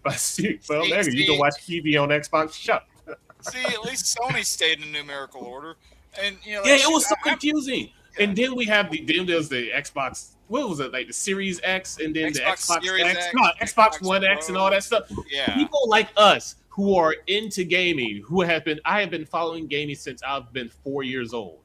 I'm 44 now. Damn. I was confused. Shut up. No, I was confused on what's the next Xbox was. Me. How do you think grandma down the road who just was buying a system for little Tommy? How do you think how she's going to be confused about this shit? Grandma down the road probably didn't even know what she had for breakfast. All right, we have one more super chat. Go ahead, finish. I was just saying, they deserve all of it. Like, I'm in my 30s, and I keep hearing like this is the new Xbox thing, but it's this over here. It's like Series X, Pro, S, XS. It's like, what the hell am I hearing here? Like, and what's the funny thing too is talking about watching like TV on your Xbox now. Who remembers when some of the first PS2s come out and you could play DVDs on those things? Mm-hmm. Good times, right? Yeah. Well, not really, because it ended the Dreamcast, and Dreamcast is my favorite because it didn't release with a damn DVD player. I say that like with a little bit of hindsight. I loved the Dreamcast so much. Here we go. Hashtag restore the Arrowverse. Staggervore here, the 19 super chat says Netflix will also own a small majority of the CW. With Grant Gustin coming back, The Flash returns. Eric, sounds like you're down in some copium there. I mean, back when all those shows ended, everyone was like adding Netflix to save like Legends of Tomorrow and Batwoman, and yeah, that would have been nice, but nope. So if you could bring back, like, have Daredevil Born Again is kind of the resurgence of the Netflix shows on Disney Plus. If you could bring back one CW Arrowverse show to Netflix to restart that particular universe, which one would it be? You know what I'll say? I'm gonna say The Flash, just because, just like Daredevil, Flash is a good vehicle to bring back everybody else, right? Like you could do The Flash, he comes back, it's his normal season.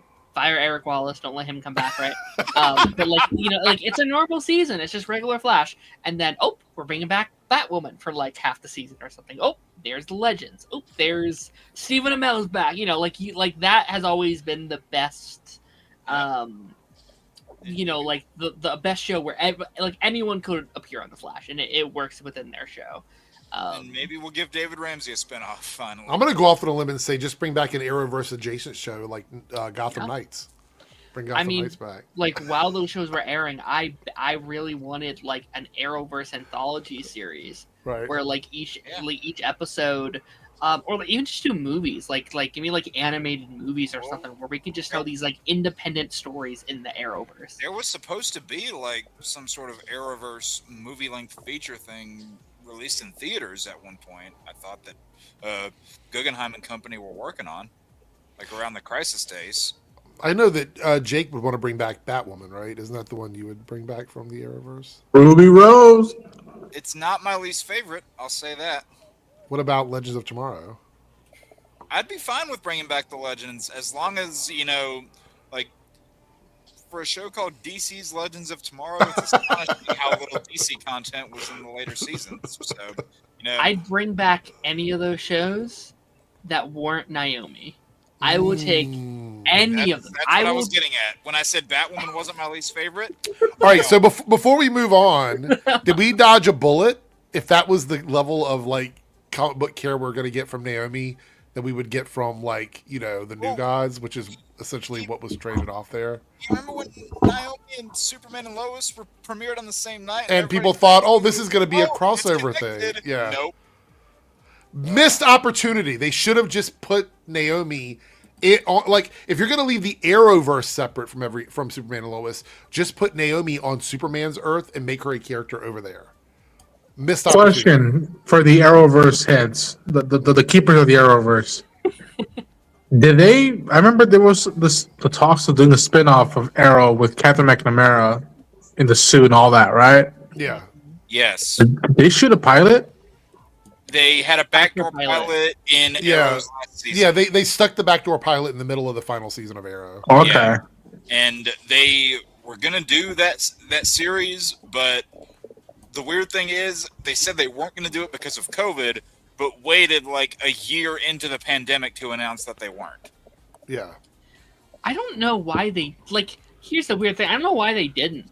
That I think that would have been a better option than Naomi. Yeah. And a lot of those other shows. It's a limited series. Arrow had the built-in audience, right? That pilot, you can like or hate that pilot. I know it was a mix depending on who you were, but it got views. It did very well. A lot of people tuned in to see what the future of Arrow was. It did well for them, better than a lot of the other backdoor pilots. Blew away the Black Lightning one. Already had that establishedness that Naomi just didn't have. No one knew who the fuck Naomi was. No one checked in for Naomi. And even if it was just for one season, it was objectively the better choice. It was objectively the better option out of those two. Yeah. Because I remember it announced shows that got announced to be worked on right around the time when Crisis was airing. You had Superman and Lois that they said they were working on, Green Arrow and the Canaries we thought was going to get greenlit because of that backdoor pilot happening. Yeah. And even if it would have only been a limited series, just one 13-episode season, because they say that the thing that's going to happen, the thing that they're trying to avoid, they say that it's in 2041, so like you could maybe argue what would be the point of the show after that's resolved. So maybe then it could only just work as a limited series, but even then they could have just had that limited series to tie up some loose ends that Arrow left untied and forever remained untied. Yeah. Ted says the Arrow backdoor pilot was cool. Yeah, I know some people really like the idea. You know, I certainly would have liked to see more of Black Canary for sure. I mean, hey, you know what? At least one backdoor pilot in Arrow led to a TV show. I have my issues with Mia. Like, she wasn't my favorite character, but I do guarantee I think I would have liked Mia a lot more if the show got picked up. Like, I think if she would have had the spotlight to grow as a character. And again, I think kind of the point is you're not supposed to fully like her. Like, she has to grow into her own first. William is still missing Dalton. And don't get me fucking started. I will go down this rabbit I'm gonna get mad if we start talking about this again. They brought Mia back for the episode. They gave them the perfect opportunity to just be like, "Oh, I found him. He's okay. We're back at our home." But no, they left it open because like Eric Wallace is like, "Well, even though they knew it was not going anywhere, right? Like they knew that. I mean, and if you didn't want to do that, you could have had Kat on a Seasons of Legends and wrapped it up there. You could have had her return in the same episode Steven did, and then do something about it there, but they just never did. Yep. Eric Wallace and we can move on. But in that final season, he kept like leaving characters open because he thought he was going to come back. Like they kept Wally open, they kept Mia open, they kept Dreamer open. Why? That was Eric. That was it. That was the final chance to wrap up any characters. I can imagine Darren watching that and be like, "You fucked up." All right. Oh God! Like I'll just say this, and then we'll move on. I promise. Gotham Knights was terrible, but it was not my least favorite DC TV show that year. We're not gonna move on because I have another question. Hell yeah, let's go. Let's go, Eric, and you guys as well, because you guys have always told me watch it. I believe in cross like platform storytelling. Like I feel like, okay, if a lot of these pilots got canned, if these shows got canned, they could have continued these stories in another format, and I think fans would have flocked to that format. I always go to the the audiobook or scripted podcast stuff. It's like, all right, make a show with the Green Arrow and the Canaries. You bring Catherine and the whole gang, and you put them in, and you give them scripts. You don't have to pay them that much because you're not shooting for 18 months in there. You're just going a few days out of half a year. And I don't know, would you guys have followed them to listen to an audio drama if you couldn't watch the show? If it was like permanently gone, but you'd be like, all right, we can't see them, but we could hear them and see what would have happened with these characters. I'm not sure I get the question. Like if this stuff didn't go forward, right? There was no show, no spin-offs, but we got these scripted podcasts that were continuation of these characters. Would you have gone along with it? Be like, no, just let it rest. I would have consumed anything they made in the future. Okay. I think the issue is that What? Does he Your know voice it now? changed. Eric, when did Barry White take over your microphone? what's wrong with my mic? Hold on, let me look at it. I'm like fucking Grodd. Is anyone else hearing Mr. T, or is it just me? No, that's Barry White. Oh, Get my Barry White on, baby. I thought I was hitting the mute. I hit the change on accident. I Sorry. have to go back and re-listen to that. My everything. I hit the thing. I thought I was muting the other channel. It was the voice changer. Eric, it seems Okay. like you're trying to seduce somebody in that voice. This might be a hot take, but I would say the vast majority of people that watched the Arrowverse shows were not actual comic book fans. No. Oh, So I don't know if they would have followed the media beyond the TV show. To be well, a honest. lot of Okay. them, they're the only versions, like for a large chunk of people that I know that are not fans, the only versions of those characters of like Green Arrow and the Flash that they know are the TV ones. Yeah. Supergirl, the Atom, White Canary, Firestorm.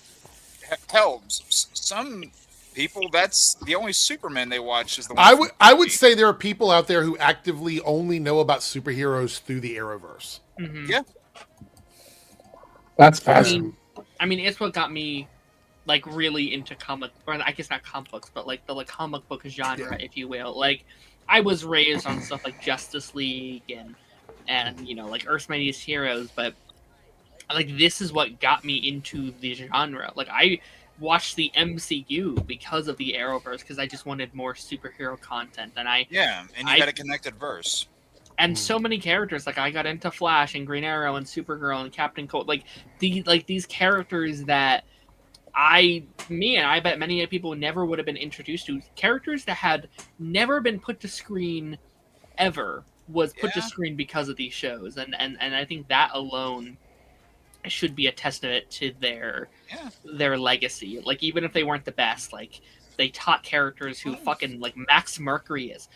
Are we ever going to see Max Mercury in live action again? Probably not, but they did it. You know what I mean? Yeah, and I mean, there were a lot of people who, you know, you would argue that the definitive versions of those characters in live action are their Arrowverse ones, like the ones that have had multiple versions. Yep. And then you have some characters who debuted on the Arrowverse rather poorly, and are still lacking good live action adaptations, even with things that have come out since then. So hopefully some of those characters will get the. I hate to end the Arrowverse chat, but we're seeing people detaching from the conversation, so we need to move on to stuff that people are watching currently. So, but I appreciate it. I appreciate the Arrowverse chat. I do. All right, so we're going to jump into the main topics here. This happened today, and we have some Deathstroke stuff to talk about. So this was back in 2024. It says James Gunn. News. No. We're going to get to it.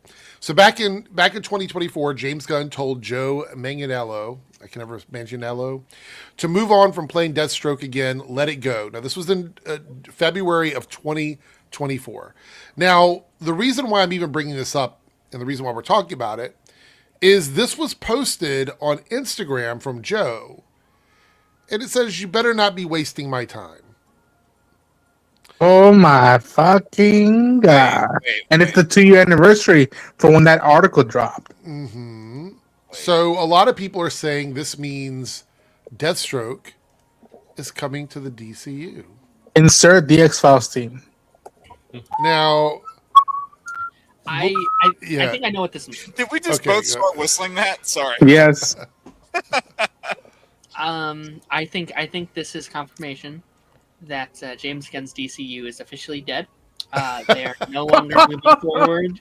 And Zack Snyder is actually confirmed to be back for about 10 more movies over at DC Studios. So, Darren, I hate to debunk that theory, but I think what this actually means is that Joe Manganiello is going to return as Flash Thompson for the 4th Raimi Spider-Man film that we've been waiting for. This might get removed from the stream, but I feel like we should probably take a look at the teaser for Deathstroke from the DCEU. Which one? The one where he's coming out of the Flying Fox. Here we go. No, this one here. Oh, that. All right, so. Yeah, this is the Zack Snyder one. Yeah. That's definitely. Right, now that's definitely the Zach one, because in the stupid Whedon one, he goes, "Shouldn't we have a league of our own?" Da. Yeah, in this one, like, it would have led directly into Affleck's Batman movie. Can I ask it, Derek? Like, would we be into it? Personally, I would. Derek? I would. Derek. Like end movie or what? Like Joe returning. Yeah. So like, what do we? So look, I don't think this means he's coming back as Deathstroke. Like, I don't think that's the case. I think he was simply quoting something from the scene, and hashtag Zack Snyder or whatever. That's what I think is going on. Yeah, that's just it. People take these scenes and take them way too. But let's just say for fun, if he came back as Deathstroke, is that another nail in the coffin for James Gunn's like bringing back people from the DCEU? Is it just like that one? More I'm of that again? Completely fine with, because we didn't actually see him, right? We saw him for 5 minutes. That one is completely fine. And like my problem with what they like mainly did with like Peacemaker wasn't that we brought John Cena back as Peacemaker. My issue is we brought over storylines from the established DC universe. Right. And you had to be like if this season of Peacemaker was not canon whatsoever, if it was called like Peacemaker New Gen or like something else, like a completely different thing, didn't carry over storylines whatsoever, I would have really no issues. I just don't like that you have to watch Suicide Squad and like the Suicide Squad and season 1 of Peacemaker all to kind of like get what's going on in this new season. Like that should not be a thing. Like you should not have to watch the previous DC universe to understand the current DC universe. I think that's a bad choice. Especially when Gunn has been preaching that each of his projects, like he wants each DCU project to work in its own in a vacuum. Yep. So no Deathstroke storyline, or okay? I mean, Like, we didn't really get enough of him to get much of a storyline. I mean, they need a league of their own, right? If they want to recast storyline, he was in one scene at the end of the movie. Yeah, if they like brought him back, I'd be like, sure, let's see it. He's passionate about it. Like all you saw of him outside from this was one scene in the Nightmare World at the end of the Snyder Cut, and that's it. Oh, the reach around scene. Yeah. Same with like I love how that's what that's known for now, the reach around scene. And again, like Jason Momoa had been preaching to the heavens that he wanted to be Lobo. Yeah. Clearly, Joe wants to play Deathstroke, and it's just like, and like I remember him like breaking down the like in the scenes from Zach's cut is like that he said like there's detail in the costumes that if you look closely, he specifically put because he's a hardcore fan. He was like, I wanted to like. If I was never going to play him again, like I wanted to put this much detail into the stuff so you notice stuff from the comics one. I was like, all right, if he's this passionate about it, and this DCU, DC Studios needs a Deathstroke, why not?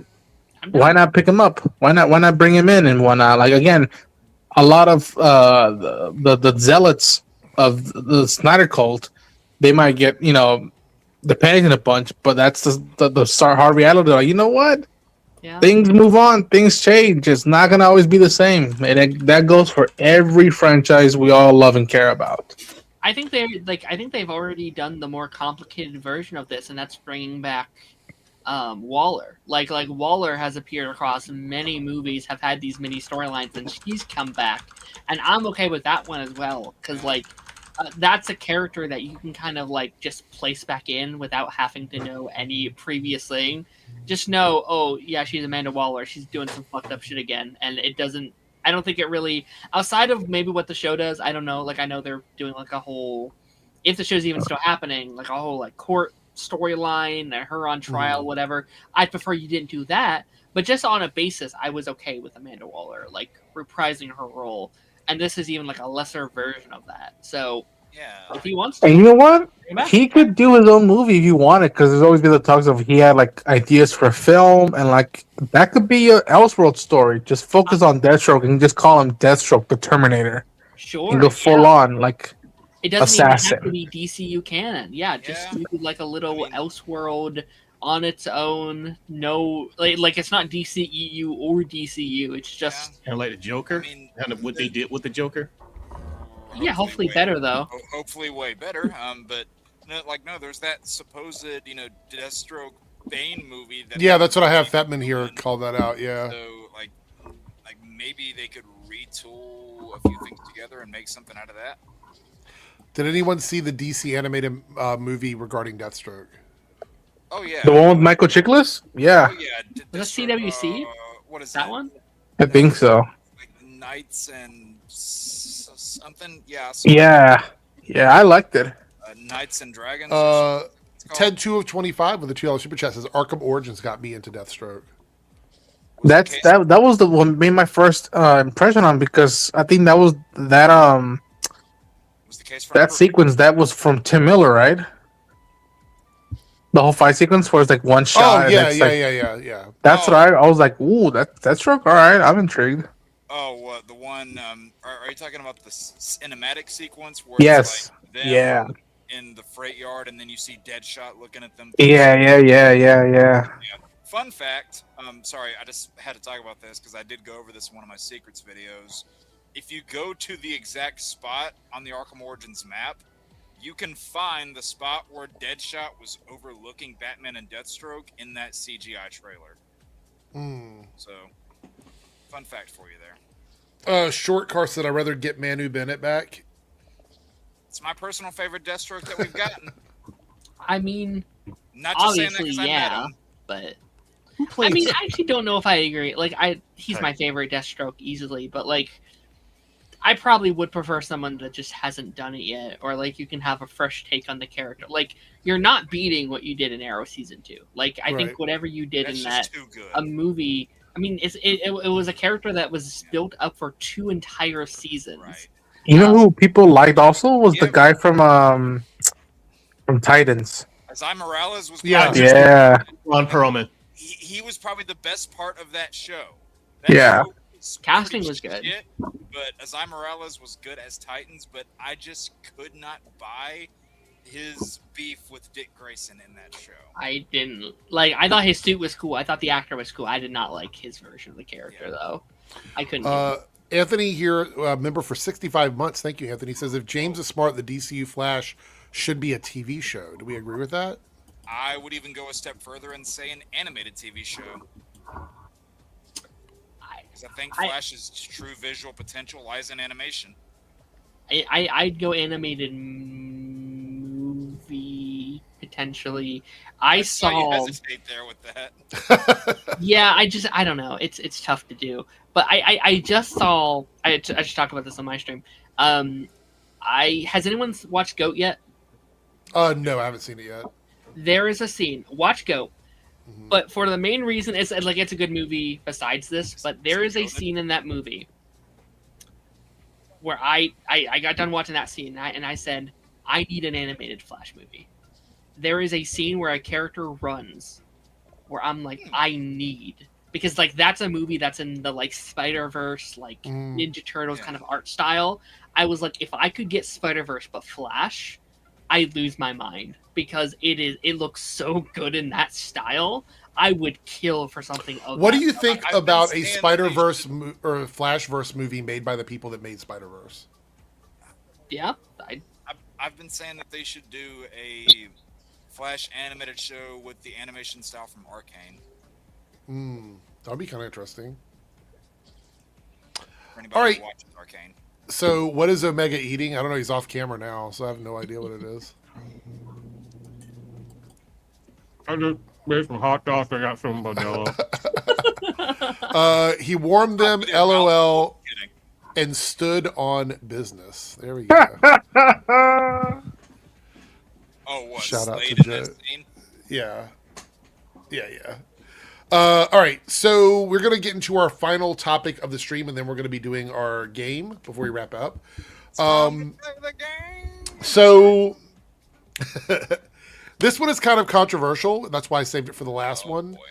And it has to do with the BAFTAs. Did you guys see the drama around this? Yep. I haven't seen a clip, but like I heard about this. Regarding Okay. a certain word that got said? Yes. Heard Yeah, there okay. was drama. I didn't know was actually what happened. Okay. Yeah. So to put this in perspective, the BAFTAs is essentially the Oscars for people in the UK. It's the British Academy Film Awards. Now, there was a racial slur that was heard during the ceremony with Michael B. Jordan and Delroy Linda, where they're presenting an award. The slur was shouted by a guest in the audience with Tourette's syndrome, specifically, collateral. There's a name for it. I'm sorry, I'll look it up here in a second. The one where you have tics where you say like offensive stuff. Yeah. John Davidson, who was president because his life story inspired the film Swear, the tics that led to the outburst that are part of his neurological condition are involuntary. Now, the BBC broadcast included it, and this is why people have an issue with it. Even though the show was tape delayed, they left it in there and did not edit it out, which is crazy to me. Yeah. That they didn't like mute, because in the clip, we're not going to watch the clip here, but in the clip, you could have muted it. It was very easy for them to mute that one section of the broadcast so that it wasn't played on video for everybody. I just don't understand. Tourette's. What is that? Coprolalia, involuntary repetition of obscene words. That's it. Tourette's. Okay. That's it. Yeah. So here's why there's even bigger backlash. So apparently somebody shouted "Free Palestine" and that was edited out. but the slurs were not edited out. Yeah, a lot of these festivals, especially in Europe, have been like on a rampage of like censoring anything in protest of the genocide that's happening right now, and it's just like it's ironic that like, oh, that gets censored, but not this. Right. That's my whole point. Is like, if you're going to censor something like that, then why did you leave Can't this pick and choose. in the broadcast? Right. So here's what it says. BAFTA Film Awards host Alan Cumming thanked the audience for their understanding after a series of audible outbursts from Tourette's campaigner John Davidson interrupted the ceremony. One incident saw Davidson shout out the N-word. Well, he did it twice, if you watch the clip, while Michael B. Jordan and Delroy Lindo were on stage. Yeah. Davidson, the inspiration for the BAFTA-nominated I Swear, was diagnosed with Tourette's at 25. His symptoms include tics and involuntary outbursts. This is what was said. You may have noticed some strong language in the background there. This can be part of how Tourette's syndrome shows up for some people as the film explores that experience, which is absolutely understandable if there is some sort of medical condition that somebody is experiencing. But the tape delay was so they could like make sure that stuff like this didn't make it into the live broadcast. Yeah. I didn't know Alan was hosting that. Yeah. Yeah. That's like, this is one of the more controversial, or like, not controversial. I mean, it is controversial, but like, this is one of the more worst plan.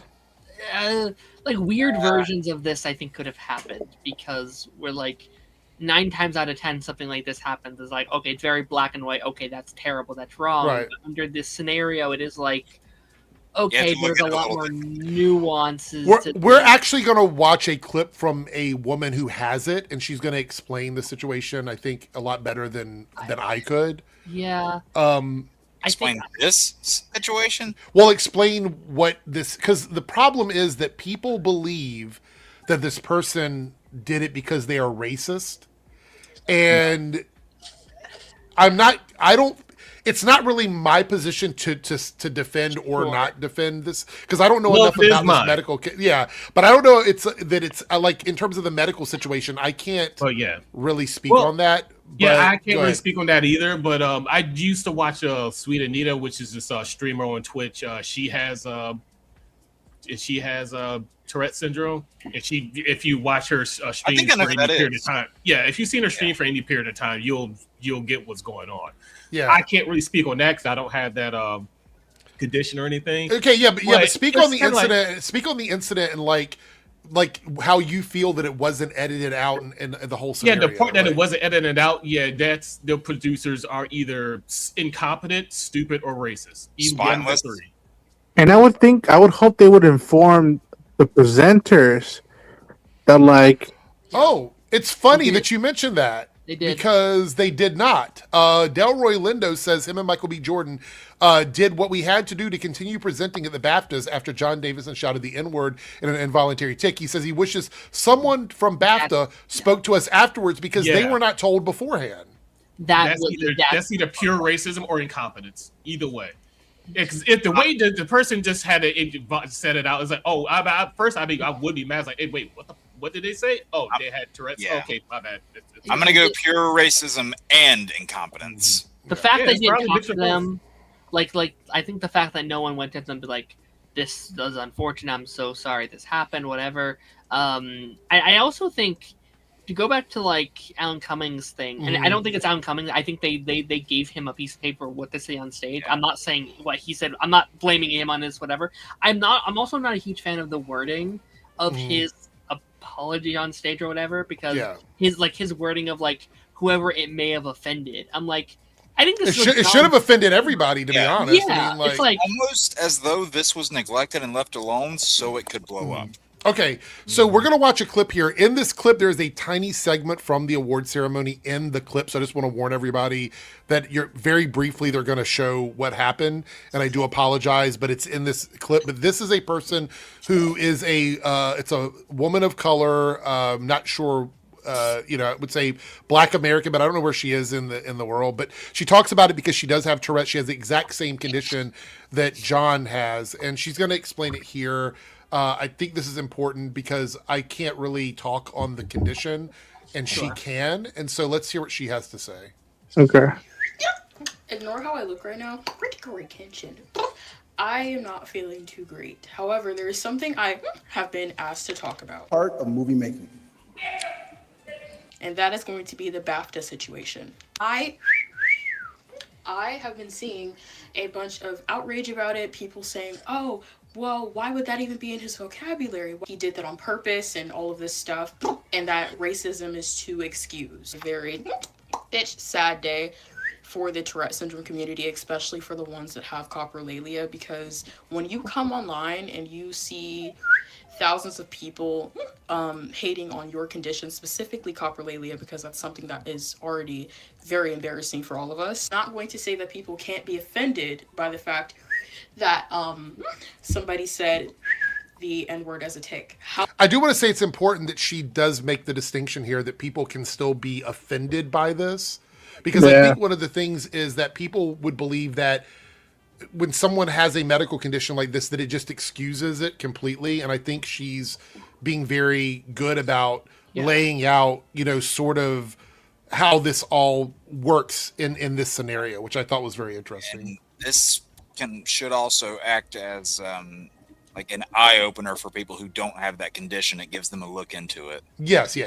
However, it's not something that somebody can control. It's not something that somebody wants to say. And I've been seeing a lot of people be like, well, he said it like when the crowd went silent.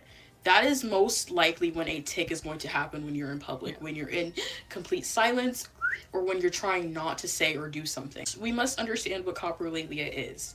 Coprolalia causes involuntary swearing and inappropriate tics. This can include the N-word, slurs, etc. I am a black person, and even I have the N-word tick and slurs as tics. This is something I don't see many talk about because of situations like this. Is it a disappointing thing? Shut up! That it happened in public in front of that entire crowd, specifically to Michael B. Jordan and the other presenter. I'm so sorry, I do not know his name. I wish I did, but no disrespect to him. I just am not too aware. Yes, it is a very unfortunate situation. Seeing so many people say that they would invoke violence against people with coprolalia if they can't control their Jesus. tics. That's ableism. Okay, where are we at, people, on all this? Like, are we following along? It is okay. So, yeah, I think it's incompetence of whoever planned this, and if the dude with Tourette syndrome was invited to be part of it, then like if you know what can potentially happen, and you have two black men presenting, you're literally playing Russian roulette. Yeah. On a and again, it was recorded on a. Imagine if it was live. And it was, but they had a delay though. That's the thing. They had a 30-second delay on the feed. So. And again, I feel bad that like he has to, that the Tourette syndrome person had to go through that and like goes through that, but also the two dudes who are presenting it, and they had to like do their best to be like not go out and want to like. Again, they didn't know. They wouldn't even know who was saying it. For them, it was they just heard in the audience. yelling it out. Yeah, they just heard somebody yelling it out. No way to tell where it came from. And the sad part is that they're probably used to that, and that's the fucking like tragedy. That like, man, it was like what a drop of the ball, and oof. They did, by the way, just to clear it up a little bit, they did announce before the ceremony, from my understanding, that someone in the audience did have Tourette's. Like, they let the audience know that before. They should have let the presenters know, though. They didn't tell any of the presenters. Didn't know. Yeah, it feels like, I don't know, and maybe you guys can claim this as a reach. I don't know. Like, and I think I might have said this a few minutes ago, but it's almost as if they left something like this alone so it could blow up. Mess. Fatman, I just want to say I have very comprehensive stuff set up. We're going to go through all of it before we end the stream. I would be very negligent not to, so we're going to include everything that I found about this before we wrap it up. But thank you.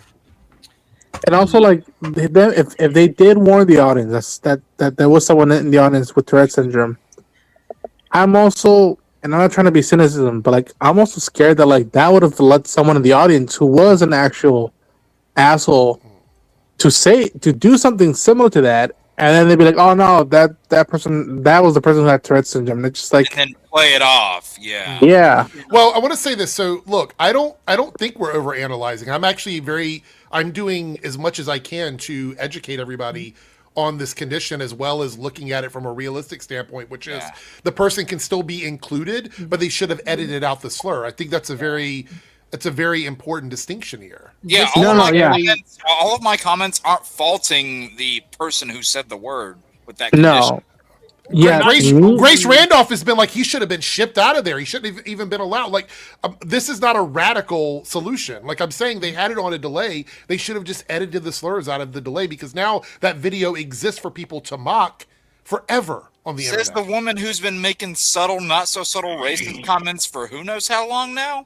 Anyway, This is also a big story. So, like, even if we were over analyzing it, it's important too, because the entire internet is. This is the biggest story right now. Yeah, Nav, I've already said, sorry, I said it like 3 times. There was a delay on purpose. They were able to edit out things like Free Palestine. but they didn't edit out. Yeah. Yeah. Almost, look, Nav, almost every live thing that we watch on TV has a delay on it. Yeah. Almost all of it, specifically for stuff like this. Look Because at so if somebody has nudity, like there are a few things like maybe the Super Bowl and things like that where they had nip slips and they're like, we have to start delaying live streams because things like this happen. The only people who So- see it like live are those physically there.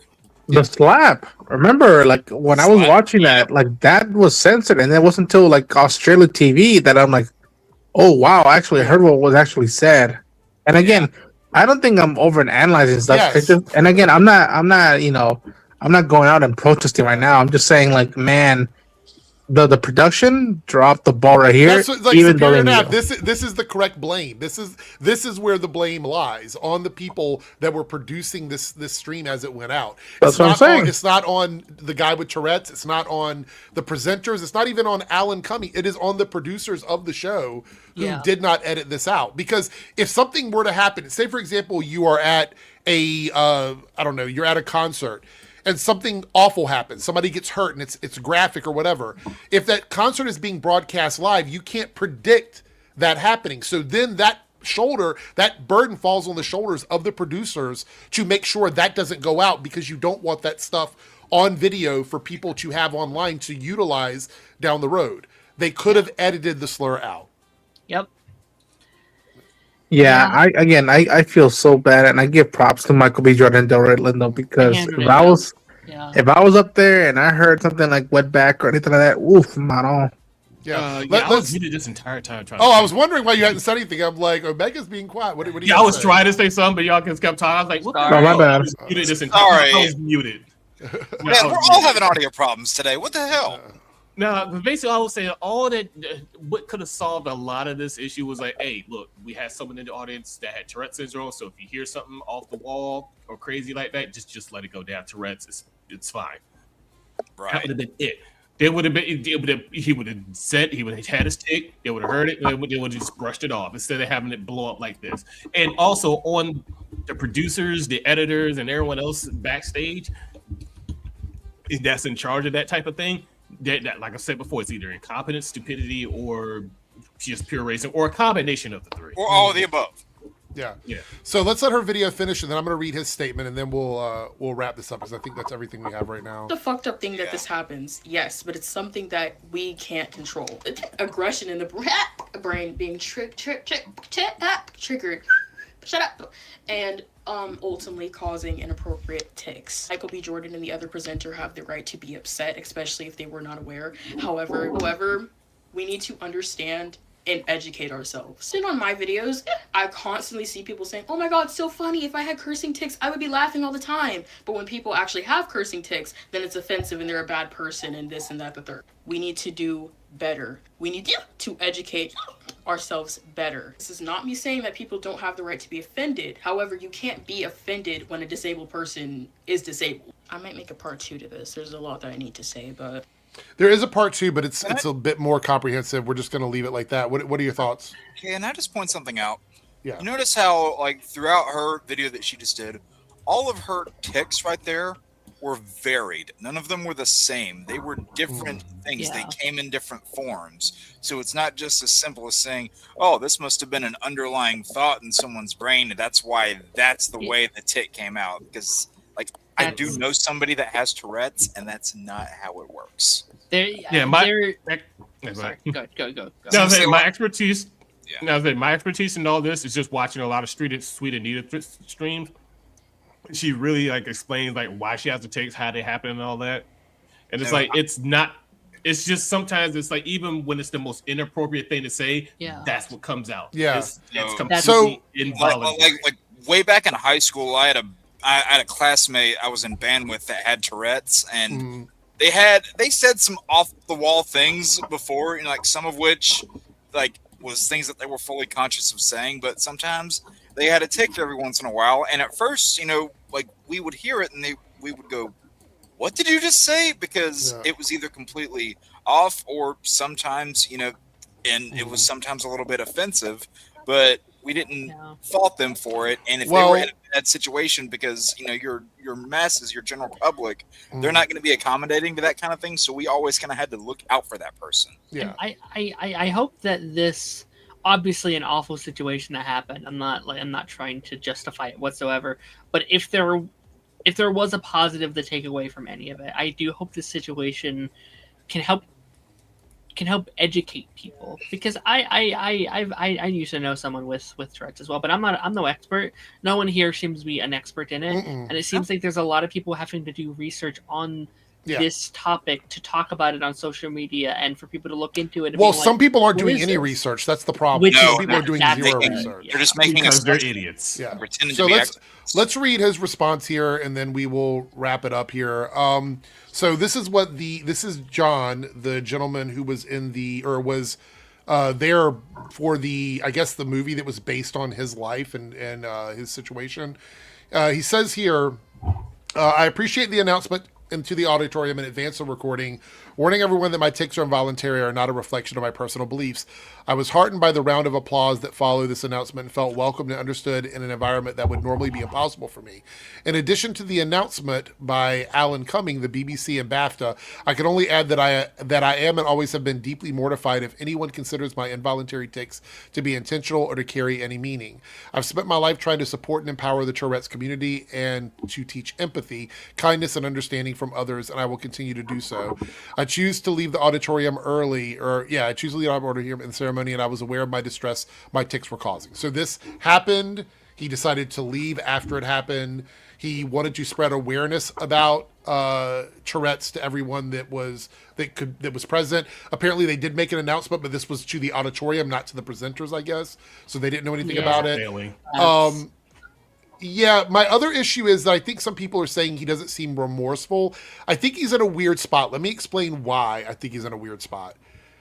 If I were advocating for any community that I was a part of, and I start apologizing for things that are not controllable in my community, I'm sorry that my community has this thing that we don't have any control over, please forgive me, and blah, blah, blah. That's not advocation. That is concession. And I think the issue is if he concedes with anything more than I'm trying to bring visibility to this, and thank you everybody for understanding, if he concedes any more than that, it will just reinforce ableism. So I think he's in a really bad position. Yeah. Now, you can say maybe he should have said more and apologized directly. You can say that, but I think in his position, he saying that would have simply just put him in the spot to apologize for Tourette's forever. And I think that's the problem. It's a bad situation. Again, I believe the fault of this is on the producers of the BAFTA award. Like I think 100%. It was 100% on their fault. But he's just between a rock and a hard place.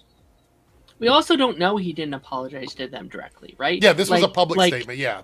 Oh yes, this was a public statement. But how do we not know? He could have messaged these people directly and had a conversation behind the scenes. We just don't know about it. We don't know what happens behind the scenes. This is just the public appearance of what he said, and I think this was a pretty good public apology, if you will, or statement that didn't demean the entire community. Do you guys? I'm going to ask everybody. Does this? Would you consider this an apology for saying it? Not an apology, but I do think you're right. Where it's it would probably maybe do more. And I hate saying this, but maybe more damage than good to do a general apology. I don't know. Maybe there's. It's I'm sorry I'm in a wheelchair. I'm sorry I have no leg. You know what I mean? But look, the thing is, just like the video we watched a minute ago, you know, you can still be offended, and maybe one-on-one he could apologize to you directly. But I think Sure. apologizing for having Tourette's is not really. I don't think he's in a good spot to do that. Like, I don't think that's for the community that has Tourette's. I don't think it's a good position for him to That have. shouldn't be what the apology is for. Right. I think there's a way of wording it that maybe I think would make people feel better. Like I'm sorry this happened or something like that. Like I'm sorry that I don't know. I Also want to point out he's had this since he's 25, and clearly he's much older now, right? Do you guys not believe that he's probably been saying stuff like this for like 30 years? He probably just doesn't. Yeah. It doesn't even phase him the way it phases everybody else, because it's simply something he has to deal with on a daily basis. The issue here isn't that it happened. The issue is that it's recorded on video forever. And now people are going to have that clip where they can keep using that to harass other black people on the internet and harass Michael B. Jordan and Delroy forever with that clip. Yep. And you know what? All the racists are going to use that one to unite and say, look, this guy's one of us. Well, they've already said it. God. People are already doing that. Oh, the man. thing is, so think about this. Let's flip it around for a second. Now he's going to get supported by racists. This guy is, whether he's racist or not, he's going to get supported by racists. So you have all of the racist people going after Michael B. Jordan and Delroy Lindo. They've got that clip forever, and you have this guy who may or may not be racist. I don't know. I'm not going to say one way or the other. But now he's got racists supporting him. So it's like this whole situation is fucking crazy because the BAFTA producers did not do their job. But they got to catch Free Palestine. You got to take that out of the broadcast. But the end slur, leave it in. Just leave it in. Yeah, because that'll get us clicks. And this is a stain on the BAFTAs forever. Like this is something that it won't go away. This is their legacy now. I'm sorry to say, this is their legacy in a very similar way that the slap will always be connected to the Oscars. I know those are two completely different things. I don't mean to compare those things whatsoever, but like this is what people are going to be talking about in 10 years. It's like, oh, do you remember that one year this happened? And that's on them.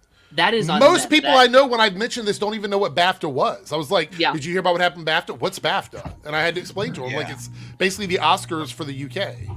Yeah. Yeah, I don't know. I feel like there's no way for anybody involved in this. Look, the people that are actually to blame, we're never going to know. The producers, the people in that booth that were controlling that, we're never going to know who they are because this guy, John, Michael B. Jordan, and Delroy Lindo, and Alan Cumming as well, are going to be wrapped up in this for as long as people are talking about it on the internet. It's going to be what they're talking about the whole fucking time. And shame on BAFTA for leaving the fucking slur in their broadcast, because you have somebody there that you know has the possibility of doing it. It's been documented. It's literally in the movie that is being made about him. And you're like, oh, we're going to make sure that we don't have our fingers on the button to edit out any sort of slurs on a live broadcast. How fucking crazy. How fucking crazy. They are. Well, BAFTA hasn't apologized either. That's the other thing. I haven't seen any apology from them. Like, we dropped the ball. We should have been more aware. We should have been more, there to make sure we got it done. It's fucking, oh my God. Yeah.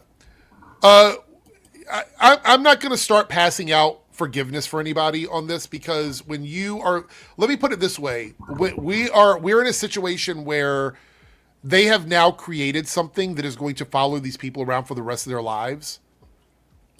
And I think that there should be some blame. And yeah, mistakes happen, but mistakes can only be mistakes if you learn from it and you accept that you've made the mistake. Once is a mistake, twice is a choice. Yeah. Yeah, you're right. BAFTA won't say sorry because it's called taking blame. You're absolutely right. All right. So with that being said, moving away from that controversial topic, Ronan, I know you said you might not be able to stay. So are you going to stick around, or are you going to head out before we get started with our game tonight? And Ronan is AFK. So he's probably already gone. I hope he didn't fall asleep at the keyboard. What we're going to do to make this go quicker is I'm going to do what I usually do when we're running low on time. I will go at the end and give all of mine at once. So we're going to do Jake, Omega. Omega, do you know the game we're playing tonight? The retcons, right? Okay, yeah. I've been trying so hard to remember any retcons that I actually cared about. Well, it doesn't necessarily just have to be retcons. I kind of left it open to any sort of changes that happen that you're not necessarily happy with, I guess. Oh, okay. Ronan, are you there? I'm not going to put you on the wheel if you're not there. Oh no, I'm still here. Okay. Did you want to stick around and play or no? Yeah, I'm gonna start heading out, folks. Okay. So you want to drop? Do you have any particular retcons you want to mention or anything like that? So my choice. This is the weird one because it wasn't, and yet the way they handle it, I think could have been done way better. Okay. And I don't hate it. Like a lot of people hate it. People still go, "Oh, how good are they?" Ray Skywalker could have been handled differently and better.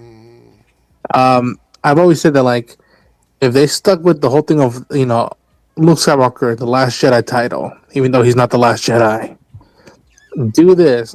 Like, the Jedi know more, but there's something else. There's something new that out there to protect people, and they're called Skywalkers. The most poetic, beautiful way to, like, continue honoring them, but, like, all right, we're not, the family's over. But the good they did, that's how now we're going to be. We're going to be these warriors called Skywalkers. And you got to walk a certain path. But yeah, as soon as, the pause, they went back to that same planet, that same location. I was like, in 3, 2, 1, she's going to say that name. And then the rest is history now. Okay. Yeah. All right. Well, I appreciate you sticking around, Ronan. Guys, make sure you go and check out Ronan's channel. Give him some I'm working love on a support. Star Wars theory, y'all. Yeah, I was saying, anything you want to shout out? That Star Wars theory you were saying? I literally just did a live stream with Jake about A Night of the Seven Kingdoms, and my reaction's up now. So, but be on the lookout for more Star Wars stuff coming down the next few months. I didn't want to spoil it, but I will say big thumbs up for the way that series was done. And yeah. Fucking phenomenal. Yeah. All right, boys. Talk to y'all later. All right. See you later, man. All right, we're going to spin the wheel and see who gets to go first. Hopefully you guys don't pick any of my shit since I don't get to go till the end, but we'll see.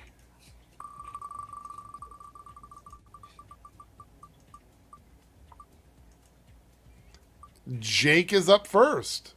Whoa. Yeah. All right. So, I don't know who all here is going to be familiar with this. I'm going with a retcon from a game series. Okay. And, well, Omega and I will probably know. Maybe. We'll see. This is a pretty big retcon that happened in the Tekken series. Where, one of the defining events in that series where Heihachi Mishima throws his 5-year-old son Kazuya off the cliff.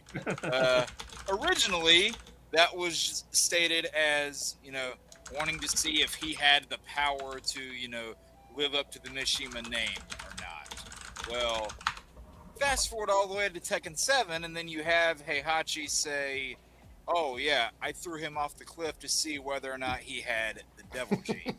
And I thought that was just incredibly stupid because, if he does have the devil gene, then, he's just going to grow up hating you and rage war against you, which is ultimately what happens. But if he doesn't, well, then good one, dude. You just killed your innocent son for no reason. Yeah. That's what happens when you have a popular character. They're like, we have to figure out a way to make this work. I just thought that was so damn stupid. I had a lot of issues with the later Tekken games, really just 7 and 8 from a plot standpoint, because it just made no fucking sense anymore.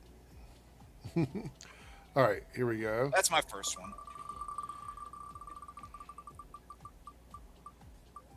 Oh. And we have Derek. Okay. I kind of thought I'm not going to be too big of a stickler on this. Just if you can explain why it is you have an issue with it, I'm not going to challenge you too much on retcon. I kind of thought Jake was going to steal it. Thank God, because I don't have many examples on mine. I don't have that many retcons that piss me off. I'm going to say it. Thinking, then I left it for you. Okay, thank goodness. Now, what's weird about this one is I think in the end it was actually for the best of this IP that they ended up doing this retcon. Yes. But at the time, when Superman and Lois got disconnected from the Arrowverse, I wanted to jump out the window. I wanted to cry myself to sleep. That was such a hard, I think, adjustment to be like, this is a spin-off of this show, but not anymore, and we're doing our own thing. We're going over here. Now, again, ultimately, for the sake of the show, it was for the best. They got to do their own thing. They probably got to be a stronger series, but at the time, it was really unfortunate that we couldn't do any crossovers and we couldn't have all this established lore that we thought we were getting going into the show. So that'll be my number one. All right. And here we go. Let's spin the wheel.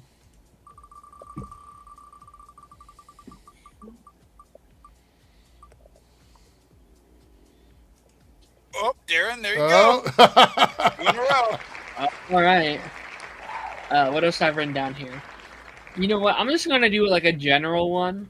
And like if one of you guys want to do like a more like specific one I'm naming from here, then you guys can totally do so. I'm just gonna say the X-Men universe in general, the whole thing.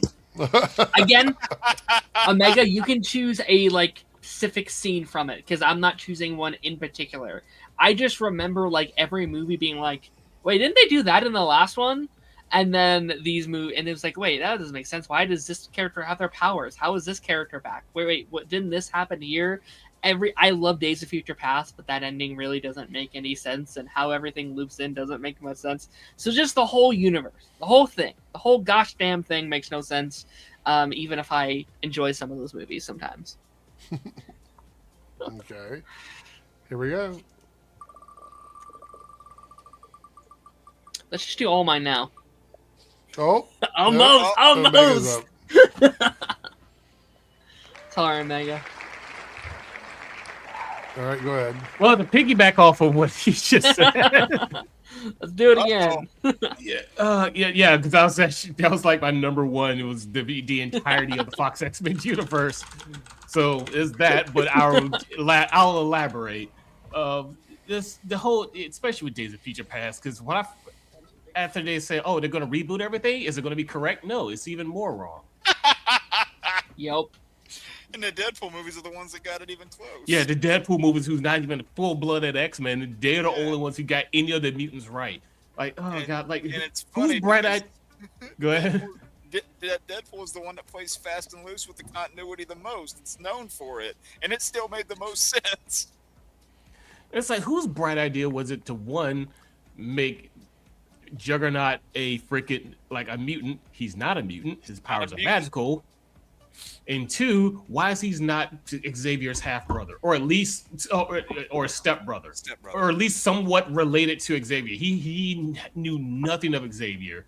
We got a mutant here named Juggernaut. This guy can't stop. That's not his powers. That's not his freaking powers. So yes, again, the entirety of the X-Men franchise, the Fox X-Men franchise. Okay. Oh God, I could go on and on, but I would take 3 hours. We'd be here till 5 a.m. Oh! Do you have another one? Yeah. Actually, this is going to be obscure for many people.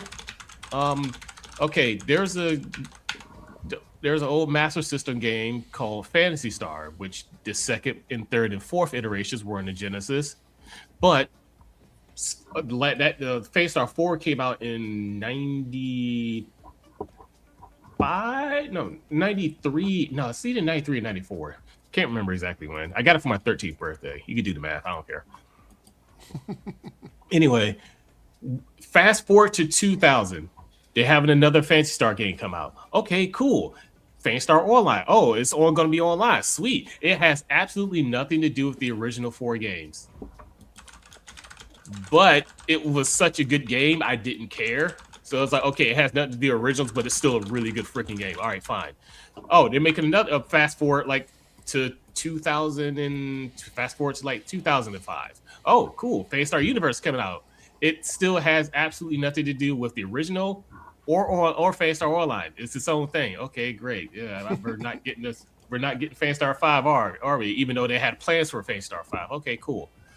Fast forward to 2008. Fast forward to like 2008. Phantastar Online 2. Okay. More. Is it going to be like Phantastar Online at least? No, it's its own thing again. Oh, great. Oh, we're not getting it in the US. Great. Fast forward to 2018. We finally get that stupid game in the US. All right, cool. Oh, yeah. And fast forward another 2 years after that. Oh, we're getting New Genesis? Okay, cool. New Genesis is ass. It turned this entire franchise into a complete meme. It's just, oh, God. But at least in last September, we got this, which I've been trying to get people to play with this. But, working adults, it's hard to schedule stuff. But yeah. I'm trying, man. I'm trying. And don't worry about it. But yeah, that's my whole thing. The Phantastar franchise completely changed over like 4 times. Yeah, I do want to get up beyond that. Oh. Damn, they just don't like me today. Yeah. All right, Darren. Very frustrating. I'm gonna do a general one because I don't really think anyone here knows this franchise, or at least not that much. At least I'm going to Ben 10 is very, very famously known for retconning storylines. They do it a lot. They do it in every single show they do. They retcon things. Now, sometimes I think it's for the better. I think retcons can be good sometimes. There are changes I think, hey, this is really cool. But the more you go in, there are things where it's like, wait, why'd you do that? Like, you wanted to do this new storyline, you wanted to expand on some things, but there is one in particular that, if you're part of the fandom, you probably can guess what I'm talking about. But there's one where it's like, why are we doing this? Like, we are kind of ruining, like, almost 10 years worth of storylines and the development and stuff like that I prefer they didn't touch with. But yeah, no, that's my that's my final choice, right? Yeah. Yes. All right. Spin the wheel.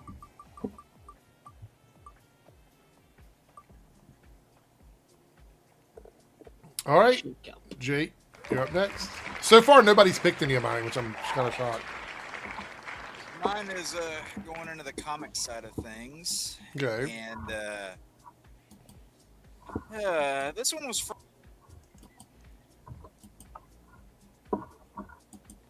Jake, are you You're muted? muted? You're muted, Jake. Can't hear you, buddy. It doesn't say muted on my side for you. I just You're looked. just who the fuck muted me? I don't know. I looked as soon as I heard it. I was like, is he muted? No. Oh, wow. Like, your mic didn't show muted on my screen, so I Yeah. don't know what happened. Anyway, so going on to the comic side of things, and this one's frustrating, but not for the reasons that people like to jump to, and that's the situation regarding pre-New 52 Wally West. Mm-hmm. And one of my favorite comic characters from that era. He built up a long history of him being the Flash for like over 20 years in comics. He surpassed his mentor. He came into his own. He built a family. He was living a good life. Mm-hmm. And then Barry Allen changed the timeline, and all of that went to shit. And you got what was at the time. It was what you now know in the comics as Ace West, Wallace. At the time, that wasn't a different character. They said, hey, this is Wally, but different version. can't hear you, buddy. You're like really low.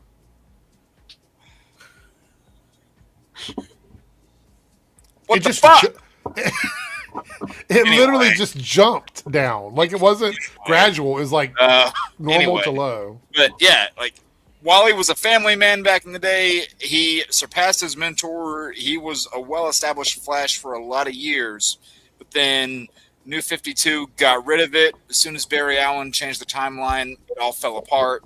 And he got rid of such a great character. And like they replaced him with, at the time, it was just Wallace. Like Wallace, what is now known as Wallace anyway, wasn't a different character. It was just New 52 Wally. I'm keeping my eye on the fucking meter right now to jump it back every time it goes down. Anyway, the fact that was retconned to be a different character later on kind of fixed it. But them switching around and Jesus H. Christ. them going around and saying, "Hey, this is a different character," when it is not at all. That pissed me off for a lot of years as a giant Wally West fan. And, we're getting traditional Wally back in the Rebirth era now. I like Ace West as a character. Full disclosure, I do. But I have a massive soft spot for original Wally. So, yeah, that pissed me off.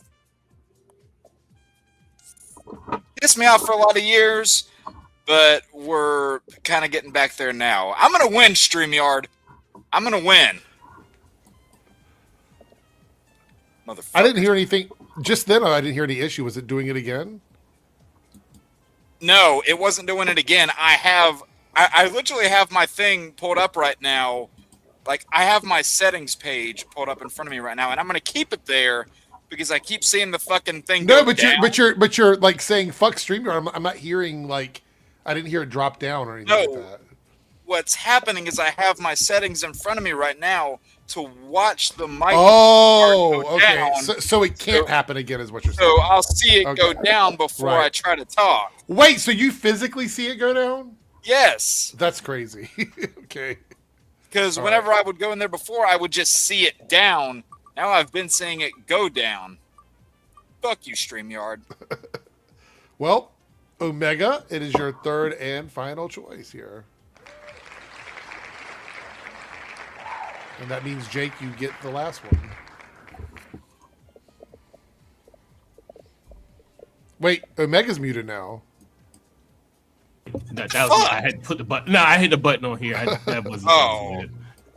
Because I was blowing my nose. That's right. Well, what I was saying before is when I got into Warhammer 40K, I've realized that there was a fantasy version of it, basically, which it was a more structured rule set of how units move instead of just loosely how it is in 40K. It's just more, 40K is more like modern warfare, sort of, kind of, because it's in the future and all that. There's more guns and stuff. But of course, there's still charging assaults and stuff like that in melee. But this was more structured for medieval fighting, more medieval battles and stuff like that. Okay. I want to say about when did that bullshit come out? I think it was 2018, 19, somewhere around then. Games Workshop, in their infinite wisdom, decided to kill Warhammer Fantasy and come up with something else called Age of Sigmar. Age of Sigmar is absolute and total trash. They completely took lore of this because once this was ending, they had something called the End Times, which I thought was kind of cool. A lot of people didn't like it. I thought it was cool. So basically, the End Times was this world is literally ending, and it did. Chaos wins, and the world ends. This world's destroyed, but Sigmar, who's this big, he's this human, not the emperor of mankind like in Warhammer 40K, sort of, kind of, but not that powerful, nowhere near that powerful, but same sort of archetype, that sort of thing. He makes the world again, but he makes it stupid. All the cool rules that was in this, gone. The rule book that for Age of Sigmar, when it first came out, were fucking stupid. They literally had a rule for some unit where you actually had to pretend like you're riding on a horse and say something stupid. I can't remember what the hell it was. It was just the dumbest bullshit I've ever seen. Also, not to mention, being that Space Marines are the best-selling Warhammer figures, they decided to put Space Marines in Warhammer Fantasy. If I wanted to play fucking Space Marines in Warhammer, I'd just play fucking Space Marines. I don't want Space Marines in my goddamn fantasy war game. You sound very angry about this. So I am. I love this. I like this more than Warhammer 40K. I really like Warhammer. I'm a sci-fi guy through and through. I like Warhammer Fantasy more than Warhammer 40K. But no. Okay. Well, they're called store class Eternals because they're these immortal soldiers that when they die they get reincarnated, but every time they die they lose a piece of their soul or some bullshit. No, they're Space Marines. People even call them Sigmarines. They're fucking Space Marines in Warhammer Fantasy. Age of Sigmar's fucking trash. Fight me on it. Do you hate Age of Sigmar more than the X-Men movies? It's about on par. Oh God. Okay. No, seriously, they're about on par. So you guys, nobody picked my three, so I am sitting very good at the moment. Let's start out with number one for me. I didn't get to say my last one. Let's start out with number one for me. Go ahead, Jay. Anyway, I mean, this is probably not going to be it either, but I doubt it. oh, Mine are really good, and I'm actually shocked that at least a couple of them were not picked, to be honest. I'm glad I saved this one for last because kind of like what Omega did with the X-Men pick, this one just covers so much.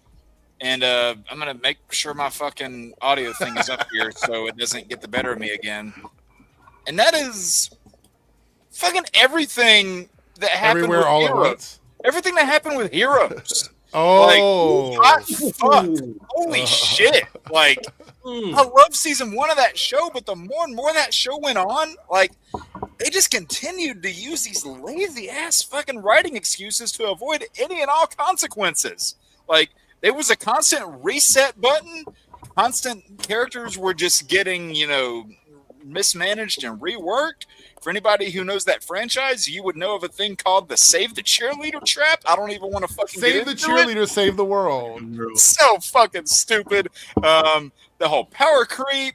The focus just got lost, and yeah, it was one of the things affected by the writer's strike. But God, that pissed me off.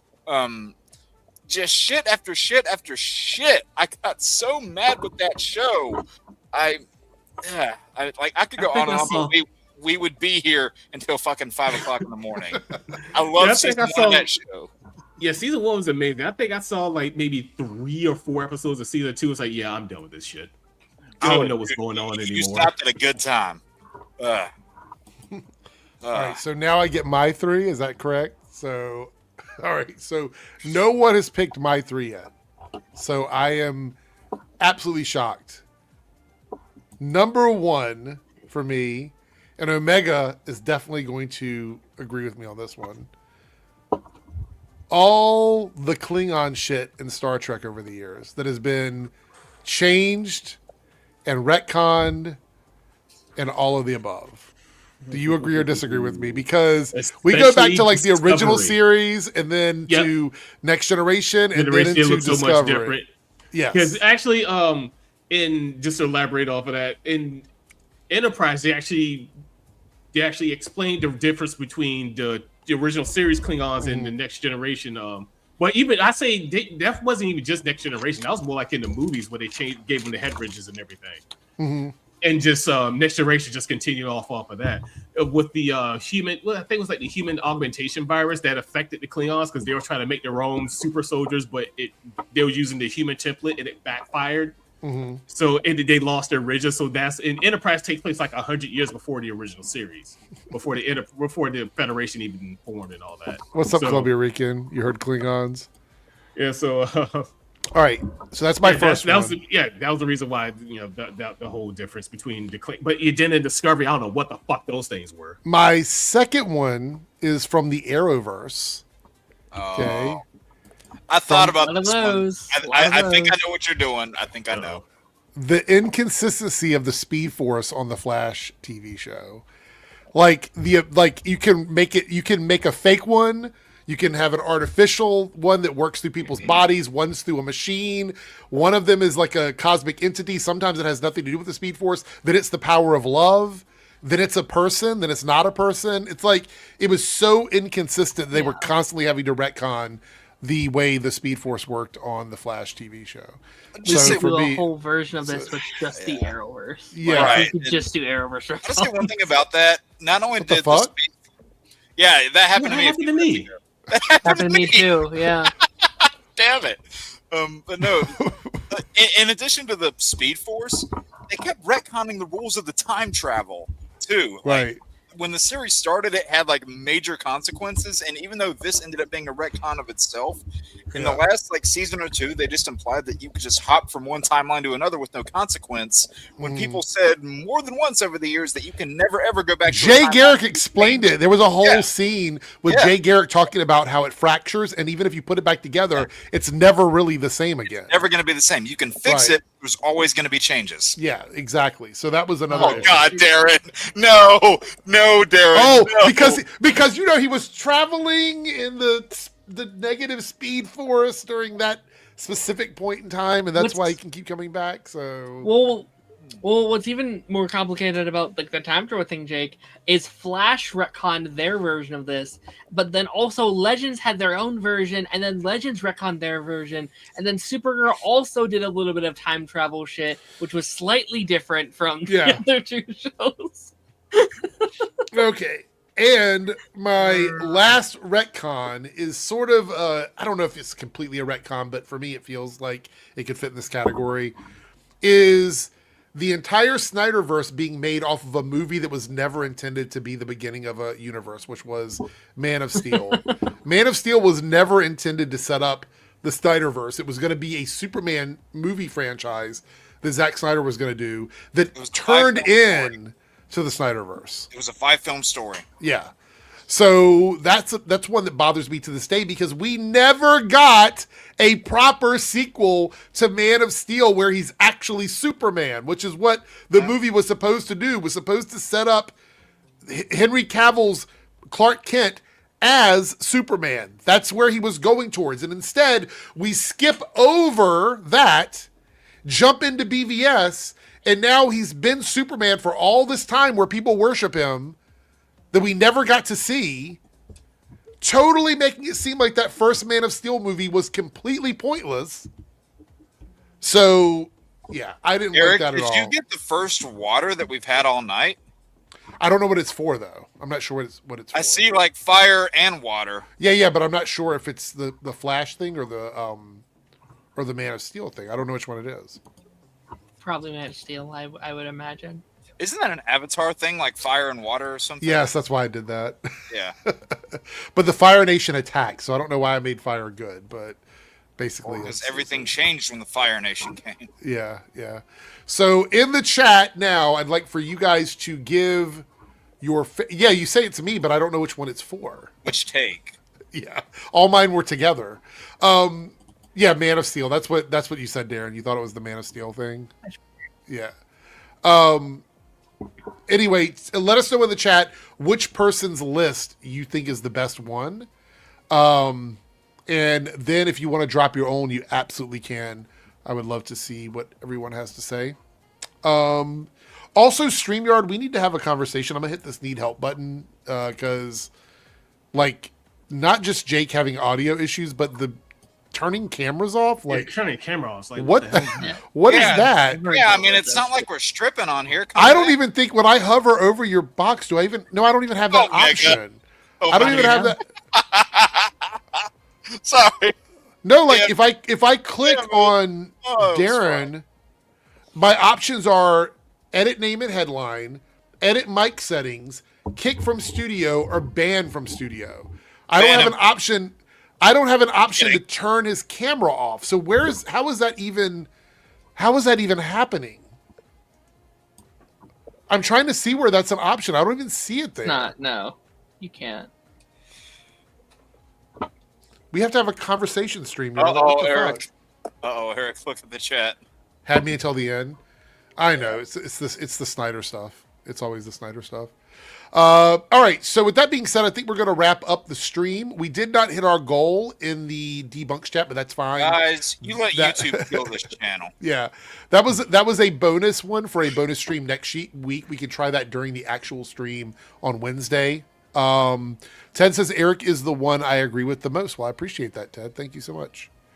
So thank you guys. We're going to see what you guys voted for in the Reloaded chat. Fetman says, my pick, Star Wars making Rey go from a nobody to a Palpatine. Yeah. To Simpsons making Principal Skinner into an imposter. Wait, what? Yeah. And then One More Day, the comic book version, retconning Peter and MJ's marriage. That was going to be the one that I went with, if not for the Wally West one. That was going to be my comic one. Yeah. Because that shit sucked. Columbia Rica's says a mix of mine, Omega's, Darren's, and Ronan. So nothing Jake said resonated with Columbia Rica. Still probably the worst Spider-Man comic ever is One More Day. Chris says, my list, I only have two. Michael Myers being Laurie's brother. And, Seymour Skinner not being Seymour Skinner in The Simpsons. That's pretty crazy. Stargate did have a lot of retcons. That's true, Ted. Oh yeah, There was a lot of them in Stargate. I couldn't even remember half of them. Actually, like one of my extra ones here it was not from Stargate, but it was a Star Trek one. It's about the Borg going from a hive mind to having like a queen. That's something that was never really established in the beginning. Yeah, it was a retcon. I don't really hate it though. No, that was one of my like bonus ones in case somebody picked one of my other ones. All right, so let's see what you guys picked over in the Reloaded chat for us to do on Thursday. So on Thursday, we will be doing our top 3 favorite Black/POC superheroes. Now, that can be from any media. So you can do TV shows, you can do cartoons, you can do Disney, you can do Pixar, you can do Marvel, you can do DC, you can do comic books, you can do anything you want as long as it's classified as a superhero in some way. So no, Darren, you can't pick Scar. It's like, damn it. All right, let's see. Top 3 fave POC superheroes. All right, put that on the list so I remember that. And that is going to be on Thursday. Yes, Ted, they do. That's why I think that's why they did that. I think they just went with the most logical. Yeah, that's why I don't hate it. Path. Yeah. I don't know if that's what they always intended, but it did feel like something they added on later. Well, Chris, I would say, look, I would say that characters like Luke Skywalker could technically be classified as a superhero. So, Chris, I really have to hand it to you. That's a good poll. Yeah. I would say that a lot of characters fall. Are they powerful? Are they heroes? Okay, well then they are superheroes. That's how I would classify that. So if there's a character that has powers and does heroic things, I think that falls into the superhero category. Would you call Sir Duncan the Tall a superhero? No. No? I'm kidding. Not at all. But I saw a YouTube video today called Sir Duncan is a superhero. Yeah, I don't see it that way. All Look, right. I'm not glazing the show that much, but it's a really good show. But He's a hero. He's a hero for sure. For sure, 100% a hero. I just thought of that scene that, what the fuck's that movie where the guy's like, "Oh, you're a villain, all right, just not a super one." What the fuck's that movie? Yeah, I don't remember. Damn it, I can't think Shazam? of it. No. It's not Shazam, is it? No. Okay. I feel like it's an animated movie. I would say that Sir Dunk is probably the most morally clear character we have in Game of Thrones. Like, he doesn't have a lot of gray area yet. How high is that bar, Eric? It's pretty low, but I would say I would say that he definitely has some questionable things, but not insidious evil things. Like he does things because he doesn't totally understand why he's doing them sometimes, but he's not a character that has like I don't like him because once in a while he murders people. You know what I mean? Like that's not, I think outside of Sam Tarly? Was that his name? Tarly. Yeah, like outside of him, he's probably the morally best character we've had. I think him and Sam are probably the only two that don't have a lot of like negative things going against them. And they're probably my top two. I really thought Eric was about to be like, I don't like him because he takes shits on the side of the road. Oh God, remind me of that. That's pretty. He's crazy, littering. Yeah. he's a litterer. Oh my God. Oh no. Decency. I guess he doesn't celebrate Earth Day. Megamind is what you're thinking of. South Texas Shark says. Oh yeah. Forgot that movie completely. We actually got a super chat here before we go from Staggervore 999 super chat. Thank you so much, Staggervore. So far, I only thought of one retcon, and it's timeless. Yes, the timeless children's story on Doctor Who. It was unnecessary and took away Jodie Whittaker's title of being the first female Doctor. Yep, that was one that I thought about. I'm not a big Doctor Who fan. Like I don't watch everything Doctor Who, but I am familiar with this particular retcon because several people that I know who watch Doctor Who complained about this when it happened. So I don't think I ever got to that point. No, you wouldn't have. That was after Matt Smith. Yeah. What do you think about this, Darren? Do you have an issue with it? I mean, I'm still I'm still on the one after Matt Smith currently, so I'm not hearing it. But You know what? It pisses me every time we bring the fucking like Daleks back every couple seasons after it's like they're gone forever. We're done with the Daleks. They're all dead. We need them And again. then it's like, God damn it, leave them. I hate these motherfuckers so much. Leave them gone. Didn't I can forget, but I feel like what's his name from Legends of Tomorrow? Wasn't he a doctor at some point? He wasn't a doctor. He was a companion. Or he like was. He had a pretty big role at one point, Yeah. didn't he?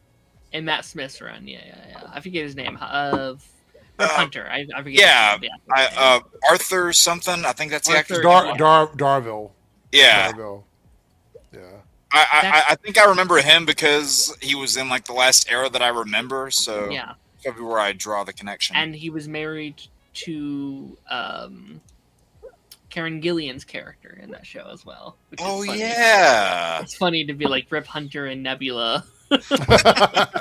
Thank you so much for the super chat, Staggervore. I do appreciate it. With that being said, we are getting out of here. Before we do that, let us do our clockwise shout out. So Darren, Omega, Jake, what do we got? Pipeline Thursday. I mentioned it last week, but we did our episode on Avengers Endgame and Far From Home. That's coming out Thursday. Today's Monday, so yeah, Thursday. I just did an after the credits stream tonight. That was fun, so go check that out. Okay. What about you, Omega? I'm still trying to cobble together some stuff. I got one scene in the works. I don't know if it's actually going to go up or not anytime soon, but who knows? Also, I'm trying to learn Blender a bit more, to try to get more familiar with that so I can do some extra things. Mm-hmm. And trying to get together a group to play the Fanstar TTRPG. I know Jake said he's interested, Darren, he's interested, but it's just scheduling, because I know, Frank, right? He says he's interested, but he works Sundays, but I think he streams Sunday, and Yeah, I stream Sunday. yeah, usually I may do it like Monday when I get off work or something. I know Tuesday it's trying to schedule something. Yeah, Tuesday's Party Nation too. So Okay. All right, Jake, what about you? So tomorrow I got a video coming out about Absolute Green Arrow, because we got a plot synopsis about that a while back. It looks fucking bonkers with the stuff we learned. And then I said this on my last Lost Level stream. By the way, Lost Level's on Sundays, 7 Eastern. Doing a Lego Batman 3 stream this upcoming Sunday. Did an Arkham stream this past Sunday. Sorry, nope, I get it. Fuck StreamYard. But we did an Arkham stream yesterday. Had almost 40 people there. Pretty good size for the size of channel that I am at any rate. And I did say this, a lot of my videos coming up, apart from the one coming tomorrow, will be very centered around the Bat and the Spider. So you'll be seeing a lot of coverage from those two in the coming weeks. Chris says, missed after the credits because I decided to waste my fucking time on F1. Do not recommend 155 minutes of boring bullshit. Oh. All right. I liked what I saw of it. I didn't finish It wasn't the worst movie last year. Columbia Rican coming in with a $2 super sticker with a little fox cat thing, giving us a little raised fist energy. Good. Thank you so much. And you did have a super chat here from or $5 from Columbia Rican. Did you guys saw that Hassan Piker gave the Birdman kudos for his video on Asmongold? It was nice to see a channel commenting on or connected to the community listed. Michael Keaton? Sorry, I was making a joke. No. I don't think anybody on the panel other than I know what this is about. I know of those people. I know Asmongold has all that money and still lives in fucking roaches. Yeah, he's a really gross incel reactionary content creator, if you want to call it content. And Hassan Piker is one of the bigger streamers on Twitch. Well, I don't know, he got banned from Twitch, but nobody stays banned from Twitch anymore. So I don't know. Hassan's not as bad. I don't agree with most of what he says, but he's not that bad. And Birdman is somebody that I am familiar with here on YouTube. He was streaming Resident Evil earlier. He calls out a lot of the fake channels that I call out. I think he has 300-some thousand subs now, maybe more than that. So Birdman has his head screwed on right? Yes. He made a video on Asmongold calling him out. Asmongold tried to react to it and failed miserably because he's a garbage human being. I didn't see the Hassan Piker shout out, but I will check it out for sure. Thank you for the $5, Columbia Rican. I do appreciate it. I only know of the first two people you mentioned by just seeing everyone trash talk them, but to be quite frank, I'm not saying this is one of those ignorance is bliss things, but I got better things to do with my day than go down the rabbit hole of Twitter. We were going to watch a video where a couple people were talking about the. Oh, actually, you know what? I'm going to watch it very quickly. If anybody has to go, they can jump off. But I want to watch this video. It's a very short video. Unrelated. Birdman's a fantastic movie. It is a fantastic movie. I love how Michael Keaton went from Batman to Birdman to Vulture. Yeah. There's a pipeline there of things. The bird-related superheroes are villains. Yeah. We're gonna end with this clip here. It's a very short. Are we gonna get Michael Keaton in the next Crow remake? Yeah. So check this out. This was a clip that was sent to me. I'll probably talk about this more on Wednesday on the Copecast, which I'll be doing at 3:00 on Wednesday. Check this out. 1 in 7 men are called NEETs. They're not in education, they're not in employed, and they're not in training. Effectively, you have the deepest pocketed companies in the world that represent 40% of the S&P who have one mission, and that is to sequester you from your family. And the way they do that is we used to think sex sells. We figured out there's something that sells better than sex, and that's rage. So you have a group of young men whose prefrontal cortex doesn't catch up to a woman until it's 25, is looking for that immediate dopa, and they think, I can have a reasonable facsimile of life online. Why go through the pecking order of having friends when I have Discord and Reddit? Why go through the BS of putting on a tie and navigating the corporate world when I can trade stocks or crypto on Coinbase or on Robinhood? And why would I go through the humiliation, the expense, the rejection, the perseverance of trying to establish a romantic relationship when I have lifelike porn? Big tech is not our friend. The bottom line is they are doing everything they can to sequester you from the most meaningful and important thing in your life, and that is relationships. Get off your phone. Anyway, I thought it was pretty based. Speaking of leaks, somebody brought up a thing of leaks. We got Xenoverse 3 leaked yesterday, so that was pretty big. I don't know if anybody's a Dragon Ball fan. Yes, and I didn't know about the leak, so that's pretty interesting. All right, I'm out of here. We're all out of here. We will see everyone on Thursday. Make sure you come by my Copecast episode 2, I think, on Wednesday at 3:00. There is no Showcast this week, and I don't know when the Showcast is coming back, and I'll talk more about that on the Copecast on Wednesday. With that being said, out of here. See everyone later. Hey there, if you're seeing this, that means we have reached the end of the stream.